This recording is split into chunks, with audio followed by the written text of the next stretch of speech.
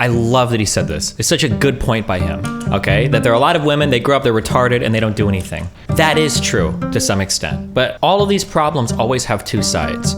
So on one end, this is the only like biological truth that I will concede fully to red pill people. I don't know what it is and I don't know why. But there is something, people, men and women, want to be able to look to you as a rock or as a stable pillar that they can be guided by or led by. Like somebody will take charge in a situation. This might be financially, it might be if some shit's at the airport, it might be telling the server that you don't need any more water, like anything. There will always be people in a group that everybody kind of looks towards to like make decisions and do things. And I think that kind of confidence is probably one of the most attractive traits. This is the blowback. When I keep talking about like, you're gonna get people that are gonna come back and it's gonna swing back and this is what's gonna happen. Like this is it. Now we're seeing that manifest, you know? Without further ado, man, we got Sneako on the house. Yes, sir. Perfect. I learned a lot from when I was on here in April, and you see me in the chat. I like to troll. I like to be a part. After I finish streaming, usually I'll come in here some nights like that and like talk to the girls, stuff like that. It's been fun.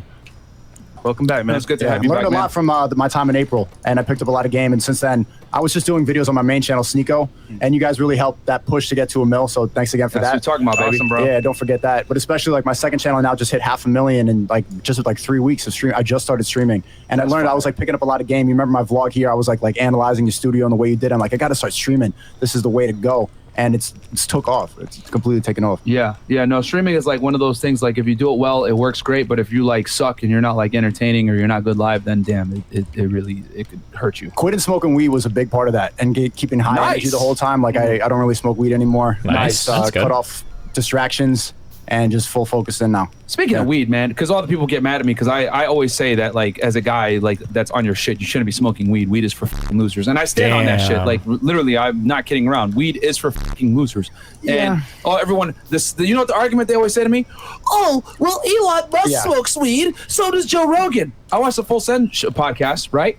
And he actually talked on there and said, yeah, I was smoking weed, and now he got drug tested. Everybody at Tesla over there started getting drug tested because they're federally funded. They got government contractors, and ended up fucking him up. And he doesn't even smoke weed like that. He did it that time, right? So for like, you know. Yeah, I was gonna say, am I wrong, or I'm trying to remember.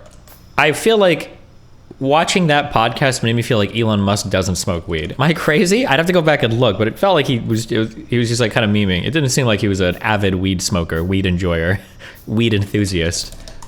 You know, effect or whatever. But it helped the street cred. It helps the People street started cred. fucking him on a different level But it's now. like, I get it from a marketing standpoint, but it's like, bro, like as a guy, it's already hard enough becoming the best version of yourself. Like, why are you going to add another component that can fuck you up and handicap yourself unnecessarily? Because like, you know, when you smoke weed, it makes you hungry, more prone to overeat, makes you lethargic, kills your ambition, kills your drive. And it's like, these are things you need. You need to sleep more. You need to sleep way more. It takes longer to get up and everything. It slows you down. Yeah, so like, like, know how to use it properly. Like, look at your productivity now versus when you were smoking. It's completely different. Yeah, I've turned up. This is the best month I had was July. I've learned a lot. I learned a lot from Fresh and Fit, from guys like Speed, Tate, obviously.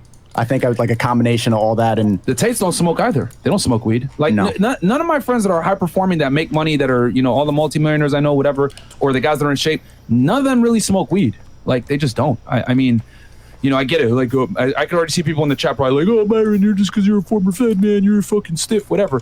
Hey man, I'm a big proponent on like staying sober. And, you know, yeah, you could drink and everything like that, live your life. I get it. You know, you want to smoke pot here or there. It is what it is. I've personally never smoked weed in my life.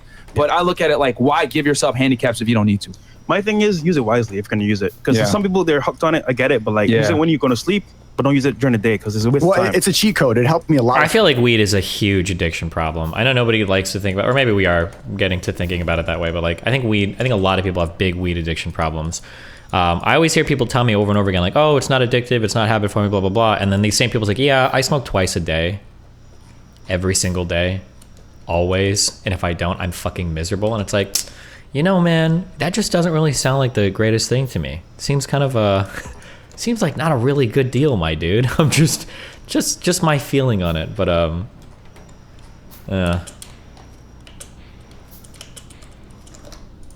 with my main channel, with the creative, like artistic videos that I was doing for like 9 years on my main channel, it helped me like do deep stuff and, you know, be cinematic and write more. But the high energy thing that you need to do for streaming, you can't be smoking weed. You just got to cut that off. Okay, that makes sense. All right, so I'll hit some of these chats real quick, and then we'll, yeah, man, we got a lot to catch up on because you've been all over the place. We got Leon VRP goes, Sneako is a G, information equal power. Their formula is belief system leads to choices, leads to results. Bad belief system equal bad choices, bad results. Good belief system equal good choices, good results. Absolutely. $10 from Yo from New Zealand. Found Sneako through the Fuentes collab. Real recognized real and hustling. Y'all know who that ninja. is? Fuentes? No, who's that? No.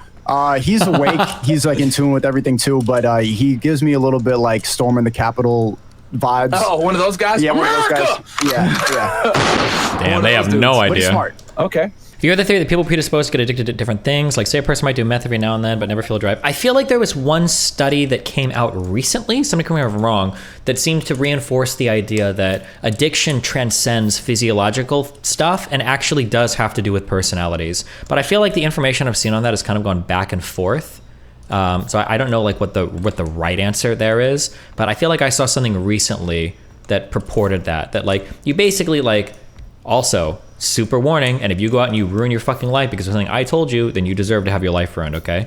But more or less what this paper was arguing or was testing was basically this idea that that like some people just have very addictive personalities. If you're the type of guy to like do a drug and if you're the type of guy to do a drug and get addicted, you're probably the type of guy to get addicted to a whole bunch of different types of things. So if you've got like gaming addiction problems, gambling addiction problems, alcohol addiction problems, and you try meth, you're probably gonna get fucking hooked and you're fucked. But if you're like a person who's like done a bunch of things, you like, you know, you don't really deal with like gambling issues, it doesn't bother you, you don't like get addicted to shit like that, you're probably gonna be safe for drugs as well. Generally, this is all a generalization. And not only that, this generalization might actually totally fucking not be true at all. So be careful, don't ruin your life on my account. But yeah, I think there was a paper recently that came out that was pushing, I think, that kind of idea. So What anime have you been watching recently? I don't have time for Also, any fun. I'm a huge fan and love your content. Cool, thank you.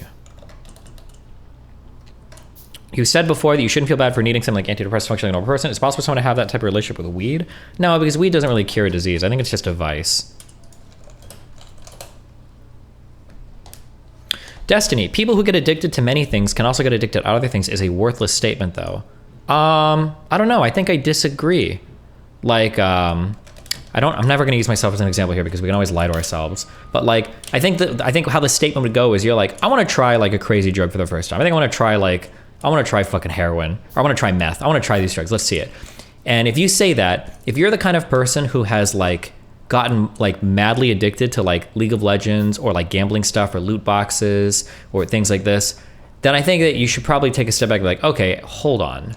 Maybe I shouldn't be trying stuff like this. I have a very addictive personality. But if you're the kind of guy who's tried things like this and you have no problem putting it down, you know, take $400 into a casino and walk out and you don't care, whatever, then maybe you're like in a safer category. Like, okay, well, maybe it's not as big a deal, right?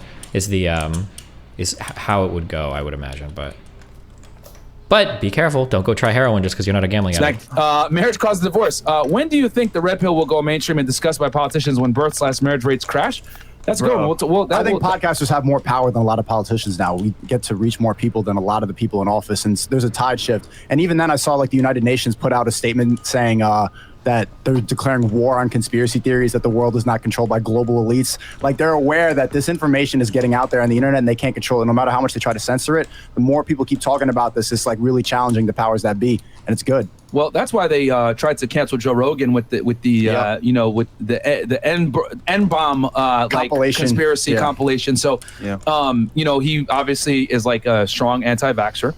And they were basically like, hey, dude, we're gonna do everything in our power to try to bring them down. And they came with the, obviously, when in doubt, hey, just get a bunch of nigga drops and use that shit on YouTube, and you're gonna get him canceled. And it ended up, which thankfully for me, right, and for everybody else, it didn't end up canceling him. If anything, I think it kind of like united his audience to make them realize like, yo, this is what the left does when they can't win. They're gonna go ahead. Nobody and try actually to thinks he's racist. There's not one person who really thinks that. Yeah, no. But regarding control, they don't want to control what's being out there, because think about it. If everyone is waking up and masses are waking up as well, they're gonna fight back. But if they're asleep, medicated on weed, on drugs, then you know, they'll take whatever. Yeah, I find it interesting how certain podcasts try to say that we were racist, but then again, when Joe Rogan had that situation, they didn't say anything. They were like, "Oh no, bro, it's not racist." I'm calling no names, but this podcast is going to make me kill myself. Then don't watch. Cock, open the cock. Yeah, I guess so. Is that the word? Yes. Okay. So you guys notice how many women's channels started featuring the red pillars since Chaos Pass? They always end up following Rest Up Godfather. Yeah, I mean, I have a little bit of a conspiracy theory on that, man. I'll keep it 1,000 with y'all. People probably might not like me saying this, but I don't trust a lot of these female content creators that are out here trying to kind of invade the male space. It always happens, bro. Whether it's video games, conventions, whatever, women always try to invade male spaces, bro. And in this case, when it comes to RP and this type of content, there's women that are trying to flood in there. And quite frankly, I would argue a lot of them aren't equipped to handle and or give advice to guys. That's why I always say female dating coaches don't know what the fuck they're talking about. They don't know what the hell. They can't give you advice. You know what's the worst part? They say the same exact things, but they do it in a nicer, passive way. So like, so you listen and you don't get triggered. You can like, oh yeah, for the general masses. So they're smart. They're grifters. They know what they're doing. So, yeah, it's a bit more. It's a bit more palatable. But honestly, it won't last. Not only that, but it's like, this message wasn't it's not designed to be watered down for like female consumption, because the issue is this, and we could talk about, have a general discussion on this. I'm a firm believer that most women don't live in reality. No, like La La Land. Yeah, they absolutely live in La La Land, and they get the privilege to do so because they're rarely held accountable for their actions. Never. If in some cases, if she's hot, never. So when you say the things that we say, it comes off as triggering, misogynistic, tone, all this other bullshit, because women are rarely told the truth ever about their deficiencies, man. No. So it's like, to me, it's like, for men, they have to know the truth. And sometimes you got to tell them straight up. I mean, hell, earlier, I was very direct. Smoking weed is for fucking losers.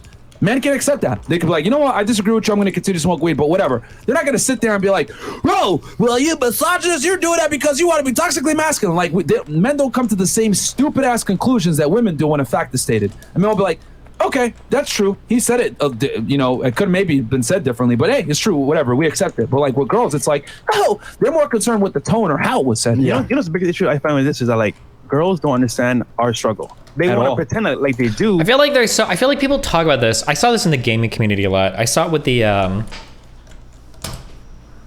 was the Jimmy Kimmel skit, right?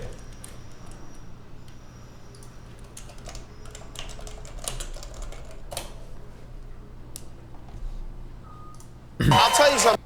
The people always say this, like men or red pills or gamers are like, oh, we've been fighting the internet forever, like we're immune to criticism, blah blah blah blah blah. But to be honest, these are usually some of the most fragile fucks on the internet. I remember when Kimmel made this skit. I think this was like the most downvoted like video on the entire internet. He made like a joke video about like streamers or like people watch people play video games. It's basically just making fun of that concept. And he got so many unbelievably crazy comments about it. It was like a huge Reddit video where everybody like got super mad. I wonder what the response on Reddit was to the response video that he made. And the comments section is absolutely incredible. Well, let's go through some of these. These are real comments from you stupid fat boy. I guess that's me.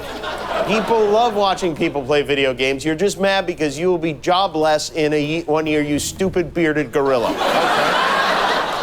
Okay. It was so out of touch, though. Smurfy. It wasn't out of touch. It was a fine video, and it was decently funny. I thought it was okay as a streamer. It was like it was decently funny. It was whatever. Like, and it's even the funny thing is that like it actually predicted in a really weird roundabout way. It actually kind of predicted some of the future streaming meta.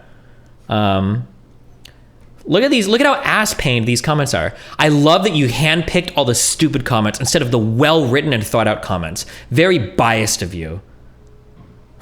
Why'd you watch this thing? Because I find it entertaining? It's stupid that you find it entertaining. Whoa, hey, why are you mad at me? Like, people were so fucking mad. Play it on a stream. It was the, YouTube launched a new video network yesterday where you can watch other people play video games. For real, the whole network. It's called the We Should All Be Very Ashamed of Ourselves for Failing as Parents channel. Actually, it's called YouTube, which is funny because that is a video game player who likes to watch other video game players play video. Well, the problem is, where does it end? YouTube is launching an exciting new service, YouTube Gaming. With YouTube Gaming, you can watch other people play the hottest new games. Awesome. Nice shot. But what if you want to watch the people watching the people playing the video games? Well, get ready for YouTube's Watch.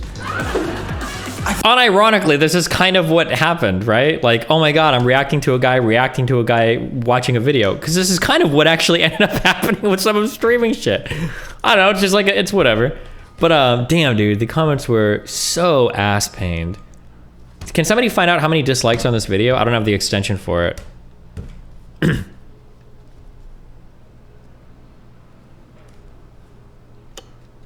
When Jimmy Kimmel shames YouTube, even though it's one of his major popularity outlet. Nice. That's what I call a pro gamer move.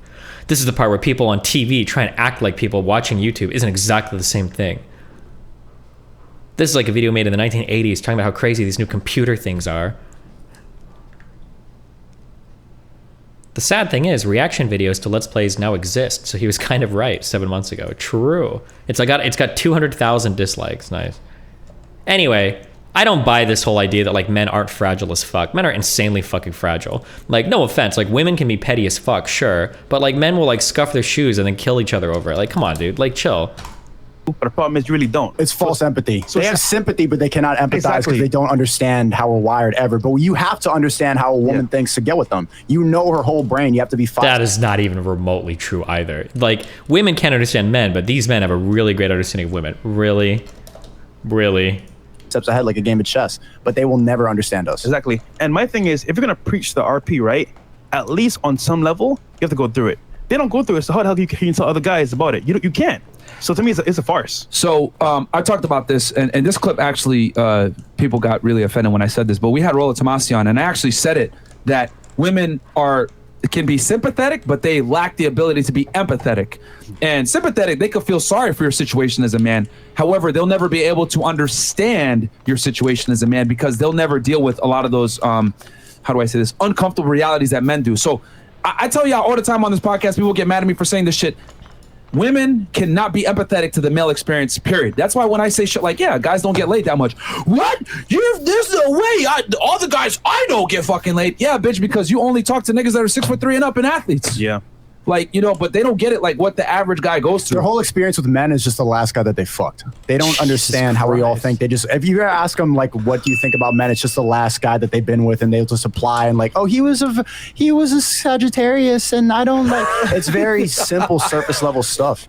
And not only that, you also got to keep in mind that girls typically tend to date like in a very confined space. If they like a certain type of demographic of a guy, they typically stay in that. Yes, will they go out and venture and try some strange here and there? Yes, but in general, girls have a fucking type, and that type a lot of the times is, you know, maybe the race might be different, but if they have a type, a similar archetype, and that they draw all their inferences on men based on that archetype of man that they like. Yo, you know what's funny? I find it hilarious when they say, oh, he's an Aries, he's this way. But you know what it is? They're putting an emotional tag to the person because they might be tall, successful, and that's their archetype, like you said earlier. Yeah. As a result, they put that sign to that person. So they say all that the sign is bad. For example, if you're Aries as well, oh, he's an Aries, you're like my ex.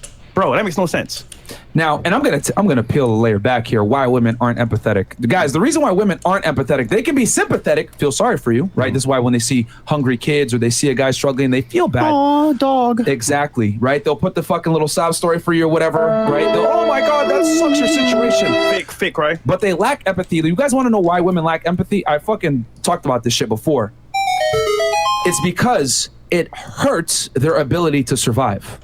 Now, Jesus Christ, we're going deep into women this. are inherently selfish creatures, and the reason why they're inherently selfish creatures is because they have to do it from a biological sense, because they have to care for themselves, and more importantly, the child that they're carrying. So if a woman had empathy, it would be very difficult for her to leave the man that she had the child with, right, and go find another guy. However, with her lacking empathy, not understanding what that man went through to become attractive to her in the first place, to be able to impregnate her, she's able to see a stronger male, say, this guy's stronger, this guy has more resources, he can better provision and protect me. You know what? Fuck that. I'm going to leave this guy and move on to the other guy. So it's actually critical to their biology and for them to be able to survive and move on to the strongest guy, that they're not empathetic and not understand the male experience. Because with men, right, there's a reason why they say, I'm a man of my word, and they never say I'm a woman of my word. With men, we understand what the fuck we go through. If you do some shicey shit to your guy, right, there's consequence to that shit. Violent consequence a lot of time, because men understand men. But if a girl does some bullshit, stands you up on a date, she fucking flakes, whatever, you kind of accept it. You might get mad, but you're like, that's how women are. But if your guy flakes on you, right, you guys made plans, whatever, he don't show up, there's gonna be issues. There might be some physical consequences to that, because you know. Well, I can't even follow. Well, is it one in a relationship, one out of a relationship? Pretty sure that if you're in a relationship and your girlfriend stands you up, I'm pretty sure that's a big fucking deal. No? Or am I the only one that feels that way? I don't think I'd be okay with Melina just like standing me up. Are there people that tolerate this? Also, what do you mean by physical consequence? If I stand my girlfriend up, I don't think she's gonna beat the shit out of me. I can't tell if he's talking about like random women versus men that are dating women, or what is happening right now. Oh, right? What the male experience is, you know what it's like to get flaked on. You know how annoying it is. And you understand that as a man, your word is bond. But with women, it doesn't operate that way. You know, men are taught do what's right. Women are taught do what's right for you. So understand this, guys, that women lack empathy because it's a necessary function for them to be able to move on to the next guy, AKA monkey branching. All right? It's required, man, because in times of peril, right? We live in a safe first world country now. Yeah. But it's war, biology. They encourage strong men. Yeah. They can't be empathizing with weak men because they can't breed with them. Exactly. You know, in war, right? If the fucking guys, the Vikings came in and killed everybody, well, the women had to go off with the strongest guys. So they had to learn very quickly, fuck this empathy thing. I might be sympathetic. Y'all niggas died. But at the end of the day, I got to go ahead and, go with the stronger man to protect myself and most importantly, my children. So that is why women lack empathy, guys. It's way deeper than just like chicks flaking on you on a date or not giving a fuck, or why women get over breakups faster than men. It's a survival trait that women need in them to be able to move on quickly. Okay? All said. Yeah. So you have anything, Sneako, you want to add to that? I don't know. You're right. You're right about everything. I'm starting to empathize with you more. I understand more. I think when I met you in April, I remember specifically the first conversation we had going up in the elevator, and I was like, "Hey, how you doing?" You're like, "Yeah, this is something the haters don't understand about me." Is that? I'm like, "Whoa!" Like I could see how wired you were by the hate. Unhinged. And I wasn't getting that same amount, but since I started streaming and talking about the same things, it's like, bro, I'm like all like worked up too. But I follow your Instagram and you always channel that energy in the gym, or you channel that into your investments or the other YouTube channel. Wait, hold on. There's a lot of talking about the Trump raid. Almost everyone save McConnell himself has called the FBI corrupt.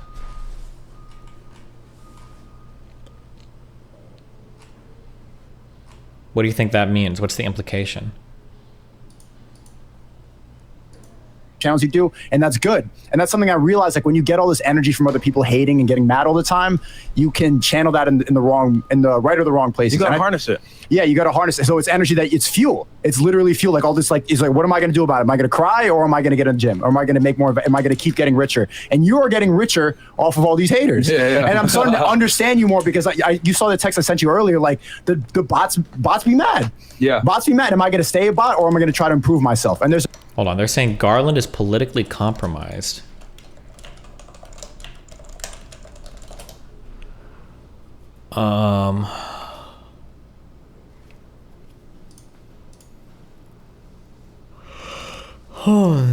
Pence calls for full accounting from Garland after search. Are they really saying politically compromised?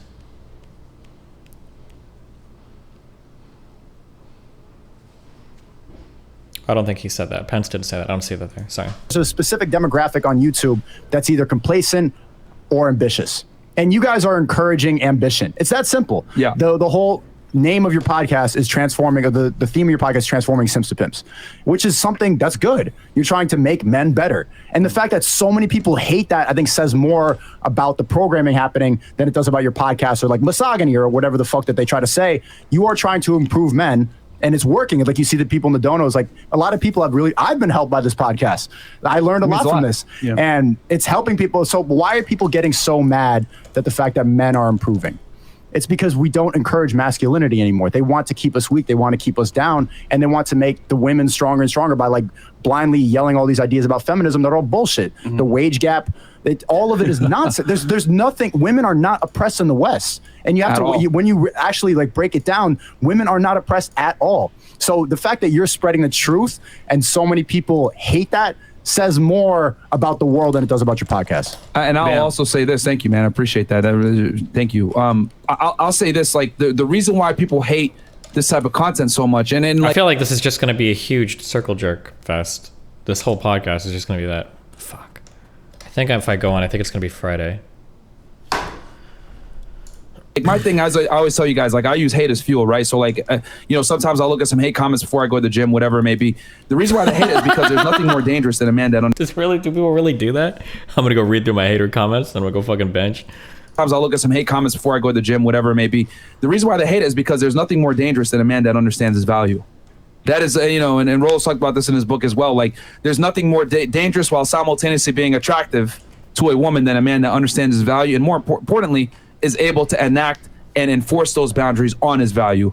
When a guy knows his value, you're just not going to tolerate fuck shit from women. They lose leverage. Yeah, this content, right, is so powerful because you get to learn how women operate, how men operate. And if you know that information, guess what? You don't get mad when she flicks on you. You don't get mad when she cheats on you. You understand, you know what? It's her nature. It is what it is. As a man, I can either react or deal with it. So in any case, you react in a way that suits you. Once you understand that, you win because now you're in control versus, what's happening to me? What's you doing this to me? Once you know the truth, you're set free. Yeah. And it's really ironic, I think, from the woke community is that they always preach this idea of like, oh, spread love, like inclusivity, we accept every, and like, what's the first thing that they do when they hear somebody speak the truth or they hear someone who has a different opinion? They immediately try to emasculate them. They immediately go against things like your hair. They say, they shame you.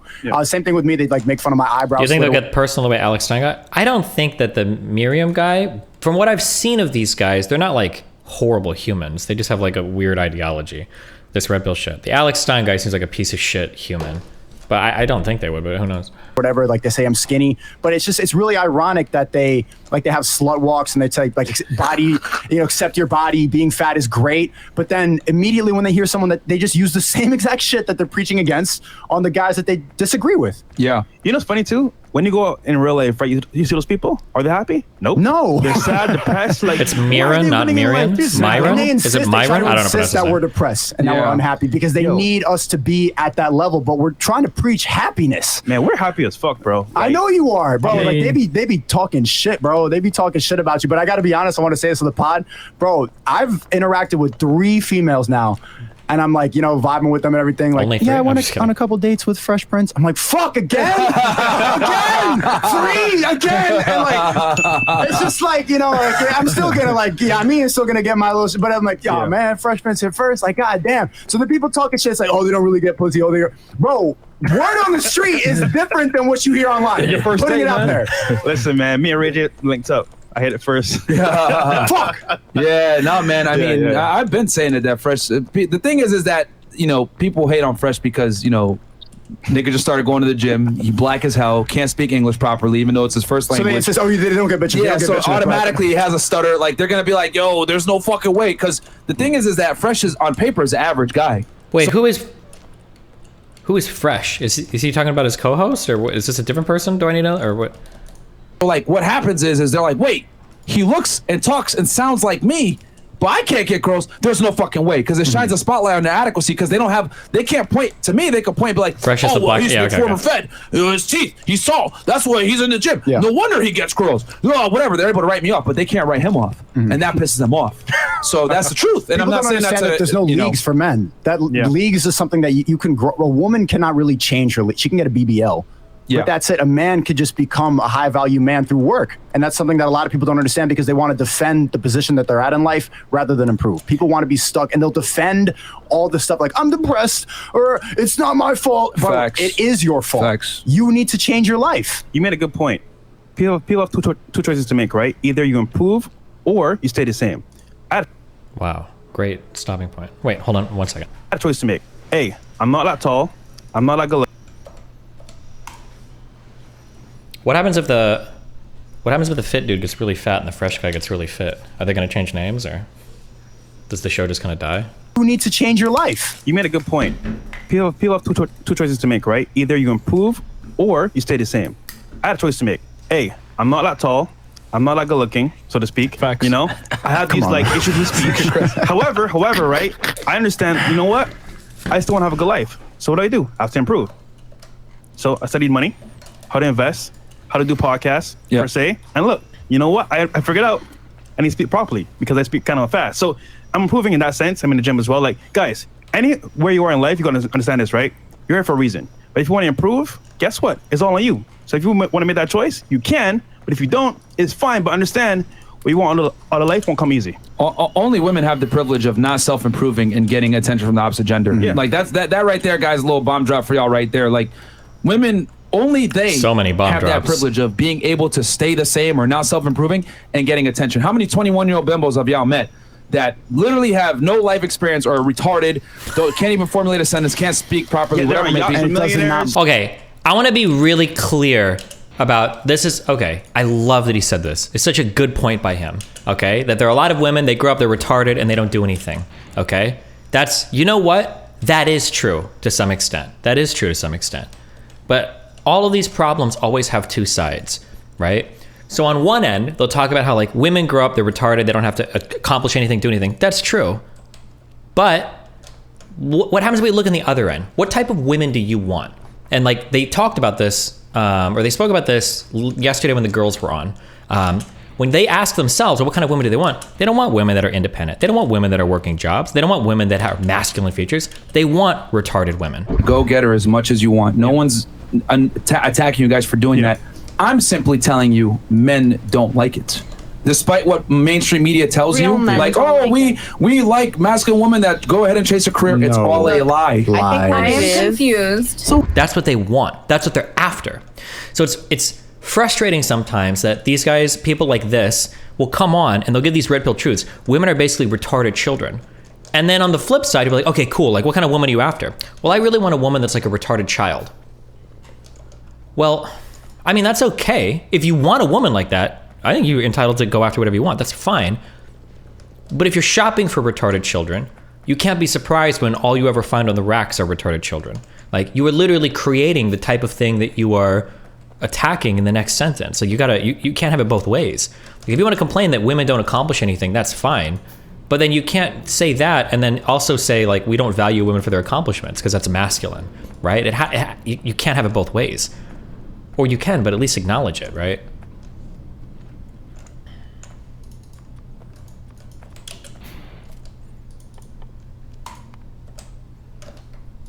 Fucking matter. Zero personality. Zero. Absolutely nothing going on up there, but they can just show up and smile. They can get away with it because they're pretty. Like, you don't get that as a guy. Like, even if you're the most handsome of guy, you are not going to get the and it depends on what type of girl you're going for. Like, I'll fuck a girl because she's pretty. I'm never dating a girl because she's pretty, right? So I don't know if I count as a high value man to these guys or not. I make a fuck ton of money. I'm very successful in my career, more than most. I think I should be able to hit most of those marks. But like, if a woman wanted to go after me, she can't act like a retarded child because that's not the type of woman that I go for.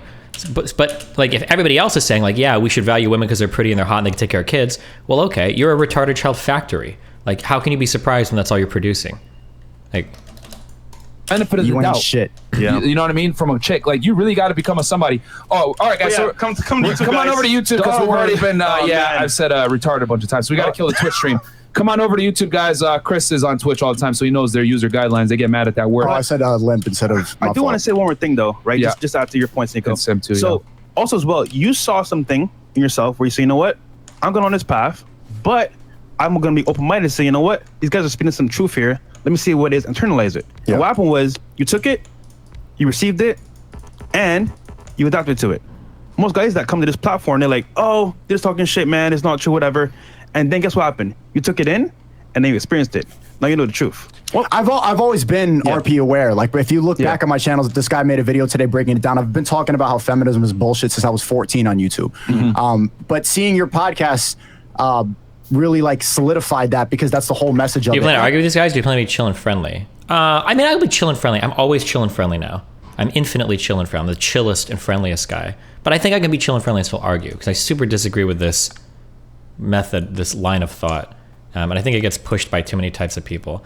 I think, unless somebody cancels, I think me, Lauren, and Nick are having a discussion about these types of things on Thursday in 2 days. And then I'm going to hit this show on Friday. So hopefully that's a warm-up, but...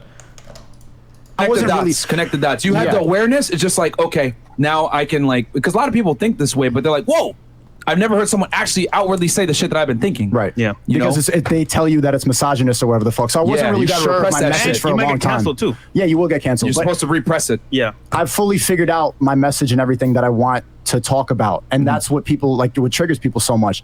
And it's really eye-opening to see how many people would just defend the Matrix and defend, like, adamantly just like, no, this is, instead of trying to improve their life. And it's just very clear. And you also get to categorize all of your haters into categories. Like, the people that hate are nerds, fat. Will you go hard similar to the second Sneako convo? Yeah, but it'll probably a little bit harder. I'm recontextualizing. This sounds so mean and bad, and I'm so sorry. I don't mean to make it sound this way, but I'm starting to recontextualize a lot of my life. I've done a tremendous amount of personal growth over the past like 2 weeks, so some things might be a little bit in flux right now, okay?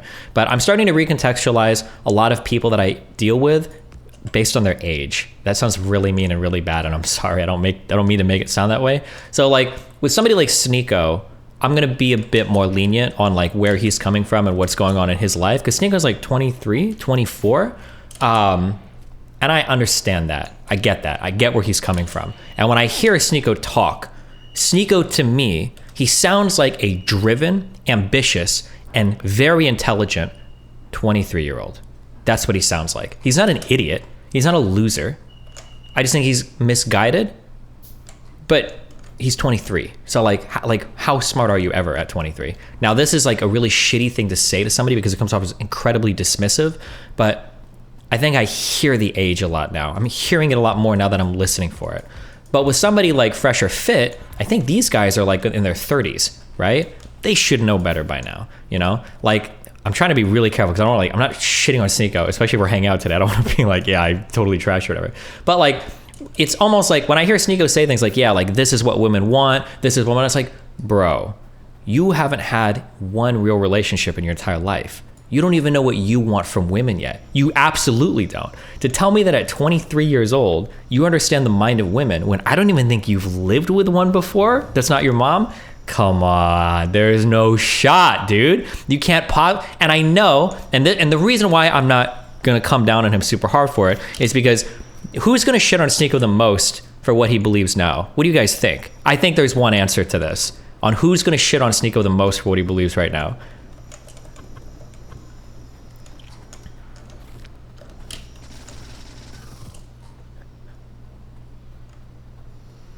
Okay. Yeah. Yep. Yeah. You guys got it. It's going to be Sneako at 27 or Sneako at 28 or Sneako after his first or second big relationship is when he's going to look back and be like, oh God, fuck, what the fuck was I thinking? Like making these statements that were so fucking strong. Like I'm trying to sit here saying what women want. I don't even know what the fuck I want. I've never dated a woman before. I haven't been in a serious relationship yet. How the fuck do I know what women want? I think that's what's going to happen because that's what happened to me a million fucking times. And I've made stronger statements than he has about all sorts of shit. And then I look back and I'm like, fuck me. Like what the fuck was I thinking? Like it's stupid. But the Fresh and Fit guys are old enough. I think they should know better. Or like the way that I would deal with them would be a bit differently. Or like Andrew Tate is somebody, he should know better. You should know better. You're old enough. You don't have an excuse anymore. But for Sneako, like I wouldn't treat him as like a finished product. Like he's a dude on a journey. And I think he's a pretty smart dude. I watched some of his old videos and I was pretty surprised. Like some pretty cool shit. Like it was pretty insightful. Like, yeah, I think I hope he's on a good path. It'll just depend on what roads he travels down. Yeah.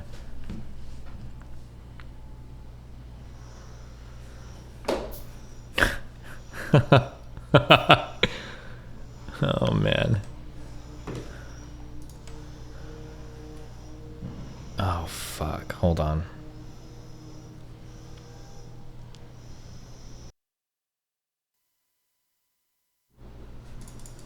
Okay.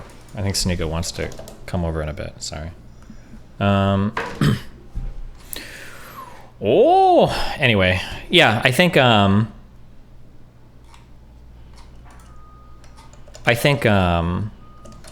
he's young. That's where we're at. Destiny, I think you're actually wrong here. Self-realization and changing yourself is much less common. It's not, if not fully discouraged now since switching up is so frowned upon.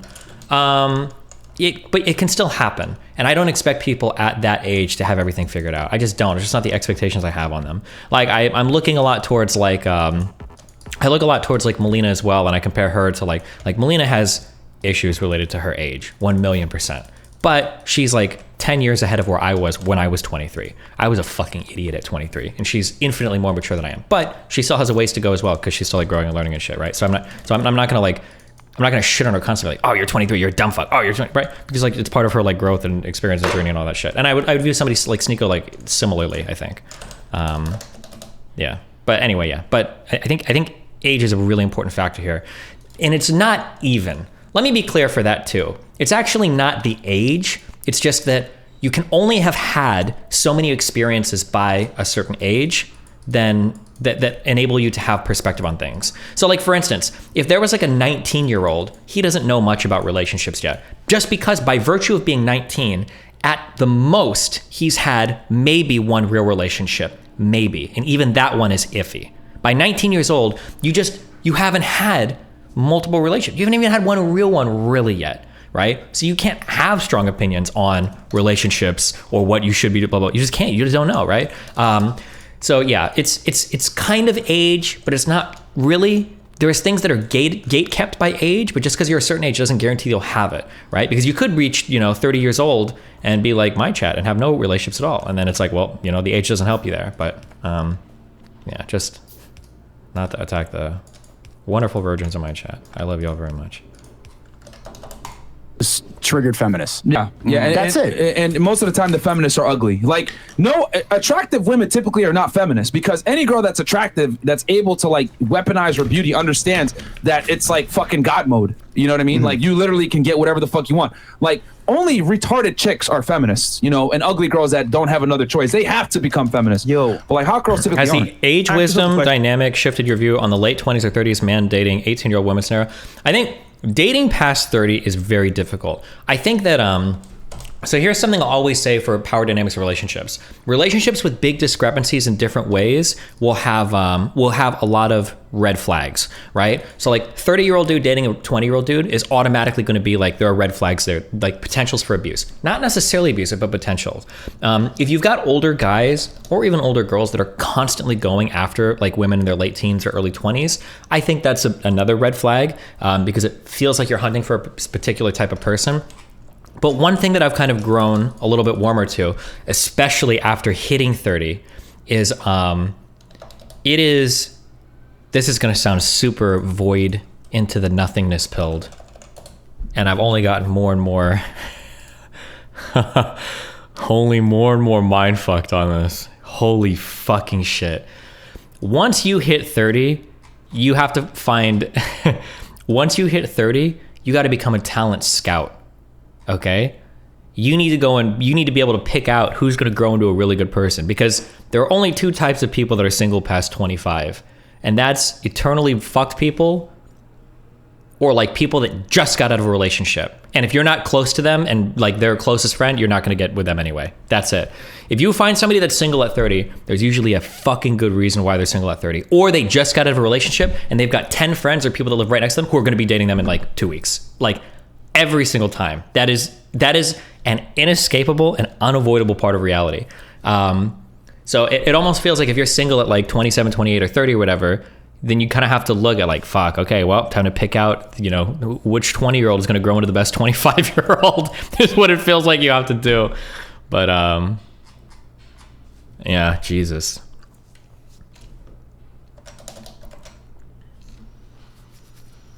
That's not always the case. There are some exceptions, but it's very, very, very difficult. The landscape changes significantly. What would women do then? They can't date younger guys. I think they're more single. I think men are typically less happy single than women, so the markets always are skewed towards women, but this also applies to the person in that situation too, right? They're also single at 30. True. And I would say the same thing about myself when I was 30. I'm a pretty fucking weird person. I'm not under any illusion that that's not the case, of course. Yeah.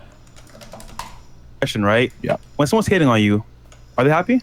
Probably not. No. And if they're hating on you, time. why are they hating? Because they want to be you. That's it. Pretty much. Would you switch places with that person? So I got a question for you, Sneako. What would you say, right? Now that you've fully come on over to the dark side here and escaped the Matrix alongside of us. What would you say is like the one of the biggest things that fucks guys up when it comes to dealing with chicks? Like, what is a mindset or some like a reality that a lot of guys just kind of hold on to, and they have to shatter it to be able to break out the Matrix? Embracing your masculinity and being called toxic, being called an asshole, being called a piece of shit. Just like, you have to understand the basic reality that women like toxic asshole pieces of shit. So that doesn't mean they're going to leave you. They love that. They want that guy. And I didn't realize that for the longest time. I was like, oh, well, I'm sorry, but and like that's more. This is so not true. What they do is they see guys that have no backbone, that are just massive fucking simps, and they see those guys not getting girls, and like, oh, girls must want you to be an asshole. Like, I feel like to not get too weird, like, I think I do decently well when it comes to masculinity in terms of like having a good job, having my life stable, being able to take care of my shit. I have never in my life had a woman call me toxic. Never. I've never exhibited toxic characteristics to win over a woman. Like, I might be like a little bit of like a playful bully, or I might be, like I'll give somebody shit for something, but never toxic. Like, that idea that you have to embrace some toxic identity is I don't think that's true at all. Well, unless maybe there are some girls who just like toxic guys. Maybe in Miami it's different, but attractive. That's a test. Calling you a piece of shit asshole, meh. Like if you're able to, oh no, it's okay, baby, don't worry about it. And I mean, sometimes it's the way it is. I've literally never seen anyone neg like you before. Yeah, it's true, but there's a way that I've explained this a lot. People, I know how to push really, really, really hard in directions that don't matter. That's like, I can do that. Right? Like say I'm doing a stream with Lauren, like I will go like, hey, you used to be a Nazi, et cetera, et cetera, et cetera. I can push really, really, really hard in that direction. And then it seems like, wow, he's negging hardcore, but I'm never going to make a comment on stream like, oh, like I think you're a bad mom. Like, even if I did a light joke about that, that would be 50 billion times worse than like, how many migrants did you kill today? Although I think to a lot of people when they hear comments, they're like, oh my God, killing migrants. That's like that's an insane fucking comment, right? Well, holy shit, how could you say that? Whereas like challenging somebody's like parenting, I'm a parent, right? That's gonna be a way more destructive, like not cool hit, right? Or calling a woman fat is gonna be like a huge, like that's like a go-to. Like making fun of like a woman's appearance or body is generally not gonna be a good thing, right? So even though like you might hear me neg, I kind of do, but it's on things that don't matter, right? Like maybe I'll make fun of somebody for being a woman driver. Probably not on a stream because you guys will get sexist unironically, but I'm not gonna hit on things that are really, really, really sensitive, generally. From Smashville in YouTube chat, Destiny, you've never gotten a girl who's not an e-girl, Lamau. You don't know how to get women who don't already know you from streams. So I was married and then divorced, and then I had another girl that I had a child with before I was ever a streamer, Smashville. And that was while looking like a hideous acne-ridden fuck who was 5'8" and 105 pounds in high school. So you can believe what the fuck you want about your life, or you can cope or make whatever excuses that you want, but you can find pictures of my ex-wife online in high school. She was a fucking beautiful woman, okay? She was a fucking 8 or 9 out of 10, okay? Huge fucking boobs, cool fucking girl, and Rachel was like really cool back then too, and also looked hot, okay? So fuck you. You can think what you want, but I figured something out, okay, before I was ever a streamer. And also, hey, newsflash, a lot of the streamers that you like, they're not fucking at all either, okay? They don't get any girls because they're in their room all the time. They're fucking weird. Yeah, maybe they fuck a fat girl every now and then, but like, trust me, okay? People in the scene fuck way less than people think they do. It's actually fucking wild, okay? If I want to go to TwitchCon parties and fuck people, I have to stay as far the fuck away from streamers as possible because they're fucking weird. Is it true that a woman will always, often subconsciously, say something incredibly mean to you in the getting to know you phase to test how you will react? Someone told me this. It's not, I don't think so. Maybe some people do, but that's like, there might be like some hardcore like shit testing that some women do, which I think women probably do, but men probably do it too. Everybody does it a little bit. But.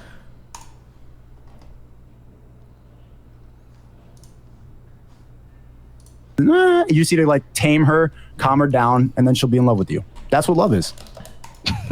I mean, I agree. Like the thing is that I love that. If you look at any guy that's like, dude,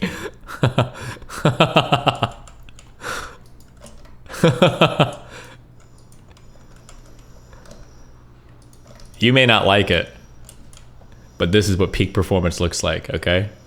That guy was fucking bitches before you were even in high school. That's the one right there. Look at him go. Absolute peak. What a god. I'm quitting the gym. We're going back to that dude. He had it all figured out. He knew what was going on. That face is copy pasted? Wait, is it? I think it's my real face. Update physique. I can't, dude. I'll do it at some point. The problem is that like every single time I take pictures of myself, I feel like I'm smaller and smaller every day. At some point I'll take like full selfies. I don't know if you can even tell. I can't tell. When I look at myself, I just look infinitely small all the time. I try to take a small mirror picture, but like, ugh. I feel like I feel infinitely small. Every time I look at myself, I just look at like, well, I know if I had a pump, I'd be like 3 times bigger, but I see like little muscles coming in some places, but oof, can always get a little bigger. Ugh, okay. We're working. Give me one more year, okay? Jesus. A womanizer that's good with women or whatever, they understand certain unalienable traits about women that tend to put them, make them misogynist. And the thing is that, you know, The guys that are the best with the women objectify women and harness hypergamy to their power and understand that men and women are not the same and they are the same fuckboys that women complain about but yet are aroused by. Wait, hold on. They're shutting down Predict It?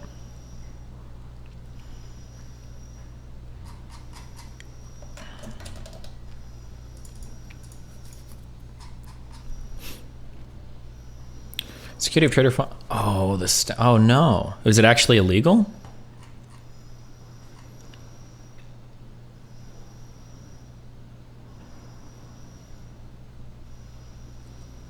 Do you think they'll actually shut it down?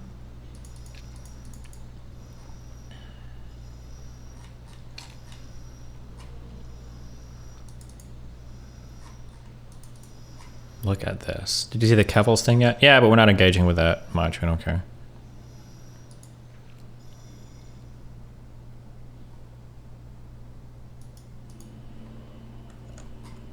Okay, sorry. And I've always said that the big reason why bad boys are so attractive to women is because they don't give a fuck about women. Okay, when you don't give a fuck about a girl, that's attraction. You're more attractive to her. Basic attraction. And we're going back to like peeling back the layers of biology. I don't want. I'm gonna end up repeating myself when I go on their podcast over and over again. Like this is always like, all of this is like half true. All of this is half true.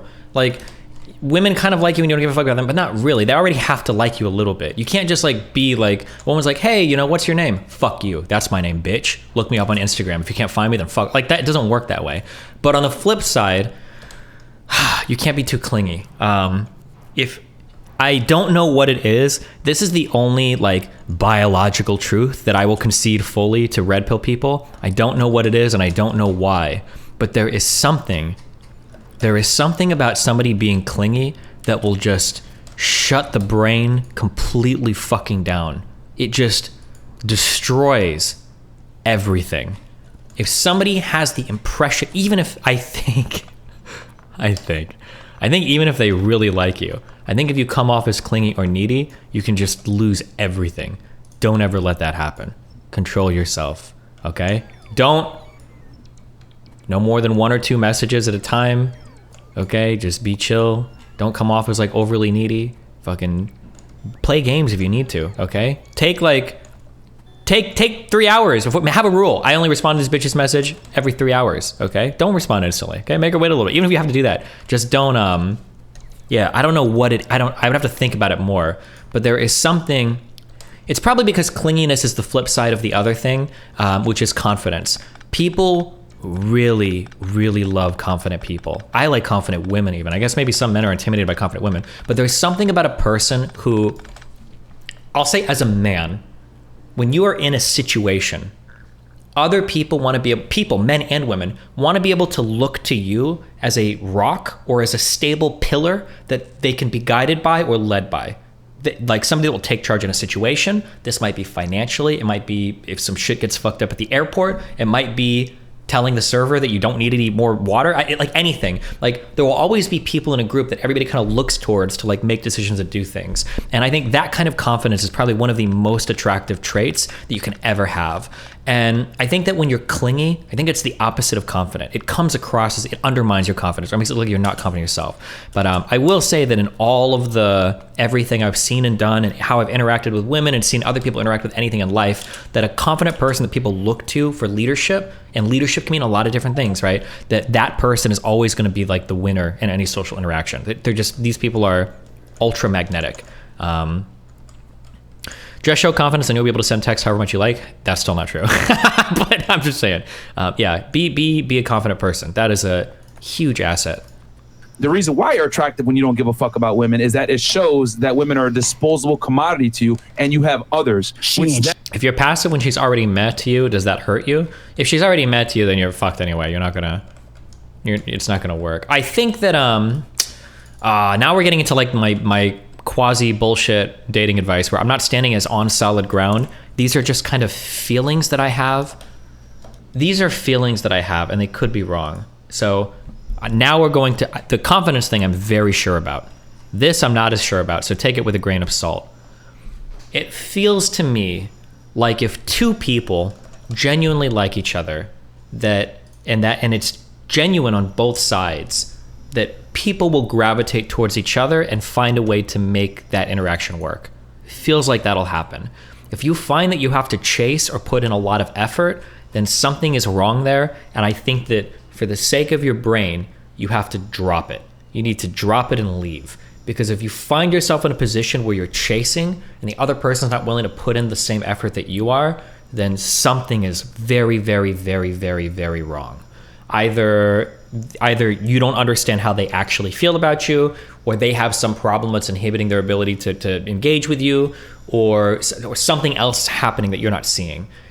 Don't ever be in that position where you are the hardcore pursuer. Now, like, for new relationships and stuff, there's going to be like a reasonable amount of pursuing. Like, you might be the one who has to like, hey, do you want to go and eat? Or hey, blah, blah, blah, blah, blah. But you got to be able to pick up on some point. Like, I would say that for men, I think for men generally, you're putting in 60, 65, and the woman is like matching you like 35, 40 about, right? Like, you're not going to ask me out, but like if I ask you out, you should jump at the opportunity, right? I understand you're not going to DM me and be like, hey, can I come over tonight? But if I DM you and I'm like, hey, are you doing anything tonight? We're fucking by the end of the night, because it'll work. It'll work through the messages. Something's going to happen there.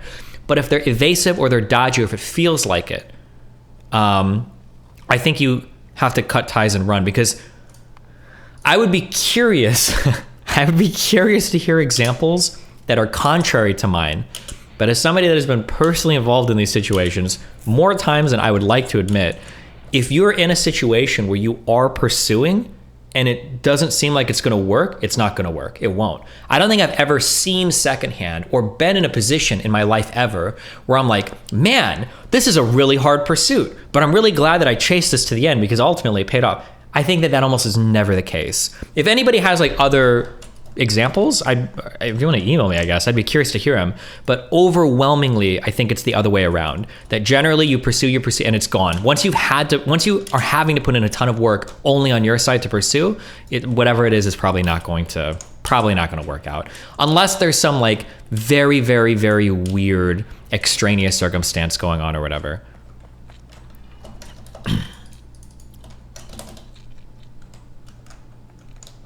Do you have any book recommendations for leadership? I don't know. Play video games and try to be a leader in a video game. Unironically, it's a really good practice for real life. Really, really, really good practice for real life. I learned a lot of leadership skills in Rust and Eve. I'm not even joking. This woman got absolutely ripped apart in the replies for sharing that same sentiment you did. When you meet his friend group and he not the leader. Oh, no, that's cringe. You don't have to be like the ultra, like you, like, well, where's Kevin Samuel? Where is my, hold on, I'm channeling the spirit of Kevin Samuel. Hold on, I'm channeling, he's coming into my body. Oof, but he can't come in fully because it'd be blackface. So he's only coming in like 20 or 30%.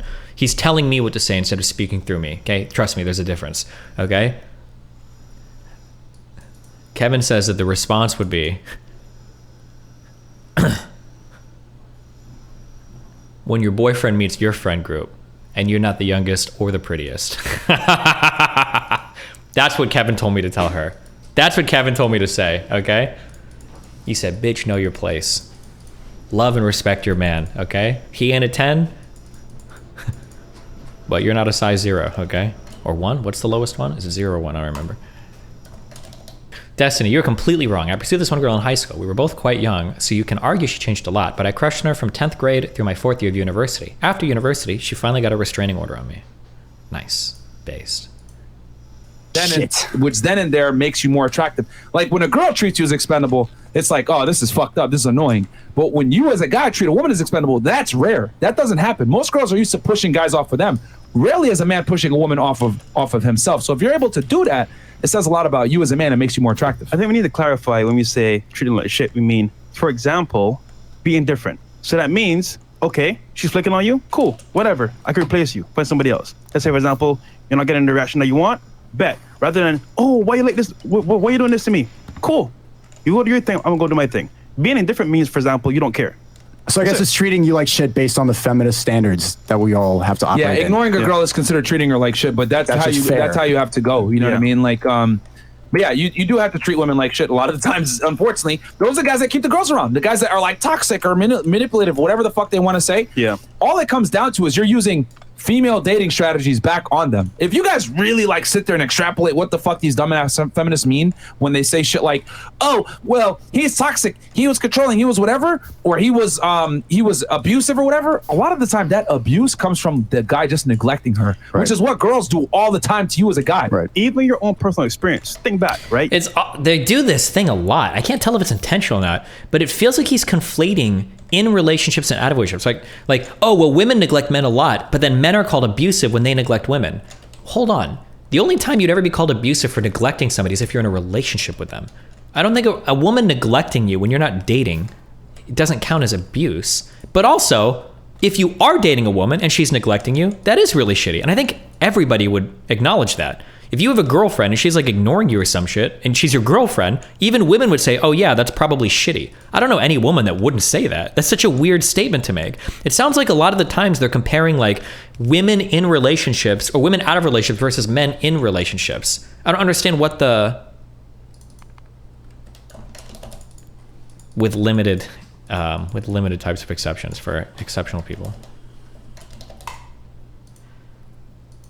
You dated a girl. You were too nice. You know what, babe? Where do you want to go eat? This and that. Was your reaction good for you? No, it wasn't.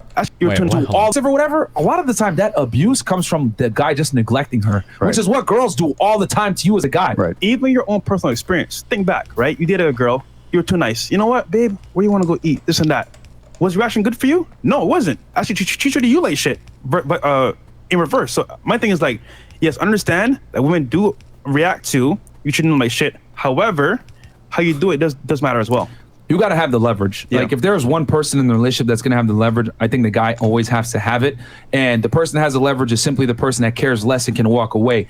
And you always have to be that guy. The problem is that too many... This is also like such a gamified way of viewing relationships. I would be like, this might be stuff I keep in mind in the beginning, like in the beginning chase period, kind of when you're kind of feeling things out. But like, other than that, dude, like playing these games constantly in relationships, this sounds exhausting. Like, do people really keep this in mind throughout the entirety of their like dating interaction? I don't know, dude. This sounds... Men care too much about their girl, and when you care too much, or she has the leverage where you're more interested in the relationship than she is, it's backwards. Ah, man, it's bad. It's really bad. We see it here all the time. When girls have leverage in a relationship, bro, they're gonna make your life hell. Mm-hmm. Bro, last night we were at a club, right? I won't say who it is, but there's a successful guy that was there. My boys were there too as well.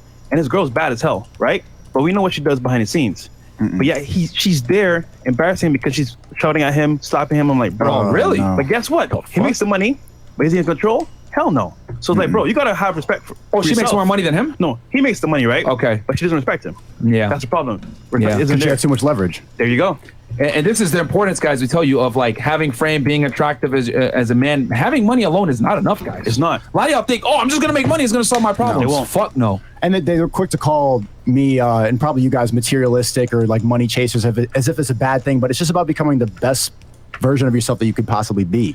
It's not about like chasing the Lambo or having a big car or like a big ass. It's having the capability to get whatever you want, because that's what all men inherently want, is to have as much power as possible. You know what's funny? I'm glad you said that, because when I first came to America, I saw Lamborghini for the first time. I was at Starbucks, studying real estate. Guy pulls up, short guy by the way, black, but a badass blonde. I was like, damn, I want that to be me, even though I'm not that short. But it was like, yo, you know what? How can I get that? Most people see that and get mad. Exactly. Most people are like, whoa, this guy's like, he's just probably, they'll make excuses. I had a choice to make. Either I get mad or I say, you know what? Bet. Let me figure out how to do it myself. And you know what I did? Hey man, sorry to bother you. What do you do for a living? Oh, I do real estate. I buy and hold. Guess what? Learning. I was studying real estate at that time. I was just doing flips. I was like, you know what? Shit. I want to figure out how to buy and hold. And lo and behold, what are we doing right now? Same buy thing. And hold, yeah. So like, rather than hate, ask, how do I become like you? That's it. That's the mentality you need to become the best version of yourself. Yeah, that's it, bro. That's just it's a mentality flip that most people don't understand, and most people just get mad about, that they need to change, that the whole system is designed to keep you down. Yeah. The whole system is a lie. Mm-hmm. And that's what I think goes further into the red pill thing. It's not just about women. I think it's about, and I probably understand what you guys feel like your stance on this. Probably is what I think it is. I don't know if you want to talk about that. The jab. Oh yeah. Go ahead. I mean, I bet you didn't take it. Just like based off the way you guys operate, I could probably like tell you a lot of things that we agree with. Like, you probably think the government is all bullshit. You probably like try to pay as minimal taxes as possible. You probably believe in a lot of conspiracies that people are calling you a tinfoil hat person for, but you just understand that this is the truth of the world, that power corrupts and that everybody at the top is just trying to get as much money as possible and try to keep us down. Yeah, I mean, you got to play the game smart, though. Yeah. But it's a game that most people don't even acknowledge that it's a game. They have too much belief in the system and they don't consider it like a game, but it really is like a video game. So you see the rules that are in front of you. Most people choose to operate in them, but I'm trying to encourage people to get out of that. This is not designed for you. It's designed to keep you down so that the people at the top can get richer and richer and richer. But now, like, what this red pill stuff does is encourage people to fight back against that bullshit. Yeah, I mean, it definitely has you looking, outside the box. I'm a little confused. You said the ideal dating age of men is 30 years old because they're more established, which makes sense. However, you mentioned earlier that you have trouble dating when people become 30. Can you please explain? Well, if you're shopping around in a similar age, it's really difficult. Technically, like, I guess I'm a bit of an outlier because I generally don't want women that are like just young and beautiful. Although I guess Melina is young and beautiful, but she's cool in other ways too. If you're just trying to shop for like a young and pretty girl, then technically, if you wait until you're 30, you're usually in a good position to shop for those types of girls. But that's only if you're in a position to where you're like a successful 30-year-old guy. If you're like 30 with no, I don't want to get like down on my chat. But if you're like 30 years old and you've got like no dating experience, you're not like really successful, you just kind of like coasted to 30, and then you start shopping for girls, like you're basically going to be like a guy that's 20, but you're 30, if that makes sense, which is generally not positive. Because even me, former government employee, guys, as you guys know, I used to work for Homeland as an agent. You're taught, hey, be a good employee, work your 40, 50 hours, whatever it may be, get a paycheck, be good. And when I transitioned over to an entrepreneur, I realized, holy shit, you get way more tax breaks on this side. You're able to mitigate your taxes in a more efficient manner, legally, of course. And that's what made me invest in real estate so much is that. And then I realized, wait, 90+% of people that become millionaires or people that become rich do it through real estate. Well, why is that? And then when I peeled the layers back, doing shows with Robert Kiyosaki, Ken McElroy, etc., I figured it out. Well, it's a huge tax haven. You're able to save yourself a lot of fucking money from buying real estate, holding on to that real estate, and then the depreciation allows you to, write off a lot of taxes. So this is how the wealthy get away with not paying taxes, because they understand a big part of the U.S. economy is, small businesses. And small businesses typically fund real estate. They fund, they fund LLCs, and they create jobs and they create housing. If you're able to create jobs and housing, you're going to get huge tax breaks in the U.S. tax code. And I think the phase that I'm in, a lot of people are saying it since I came on your show in April. They're saying red pill rage. You already know what I was about to say. They're saying, and I want to stay in the red pill rage phase because I think it's funnier and I think it's better to encourage people to get out of it. If I stay with the normies and I get angry about it, then more people get encouraged to make it out. You guys have already accepted this is the world. This is how it is. I'm going to operate based off of that. But I'm trying to get a lot of the normies and a lot of the bots who are stuck in that out of that shit. But you guys are like on another echelon. You just accepted it. You've accepted this is the world. I'm still like kind of pissed off because I was grown up in this. I wanted to be a boxer from a young age. Everything that I wanted to do from when I was like 5, I was told was wrong. I was told I'm acting violent. I was told I was toxic. Everything. And I've always inherently known I'm not a bad person. Why is everything telling me that I'm bad? Why is everything around me telling me that I need to do stuff that I don't want to do? Why are they trying to medicate me? Why are they telling me I have ADHD? Why do I need to like go to school and get a job I don't give a fuck about? Why do I have to do all this?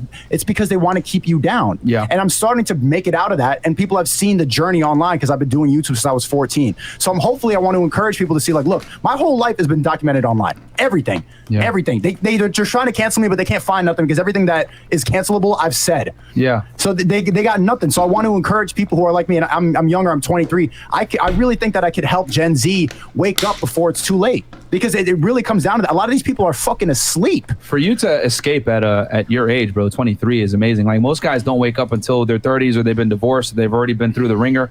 So for you to be able to figure this stuff out at a young age is very important. And like I said, even for me as a former government employee, I woke up, like the tax stuff is what like made me realize, holy shit, this is how the wealthy stay wealthy. When I got my tax bill last year, versus like what I paid in taxes when I was a government employee, I pretty much paid the same amount of taxes, but made like 10x the money. And that's when I literally hit that eureka moment, like, holy shit, this is how a scam. These guys, this is how Grant Cardone, Robert Kiyosaki, all these guys don't pay taxes. This is why, and it hit me right there.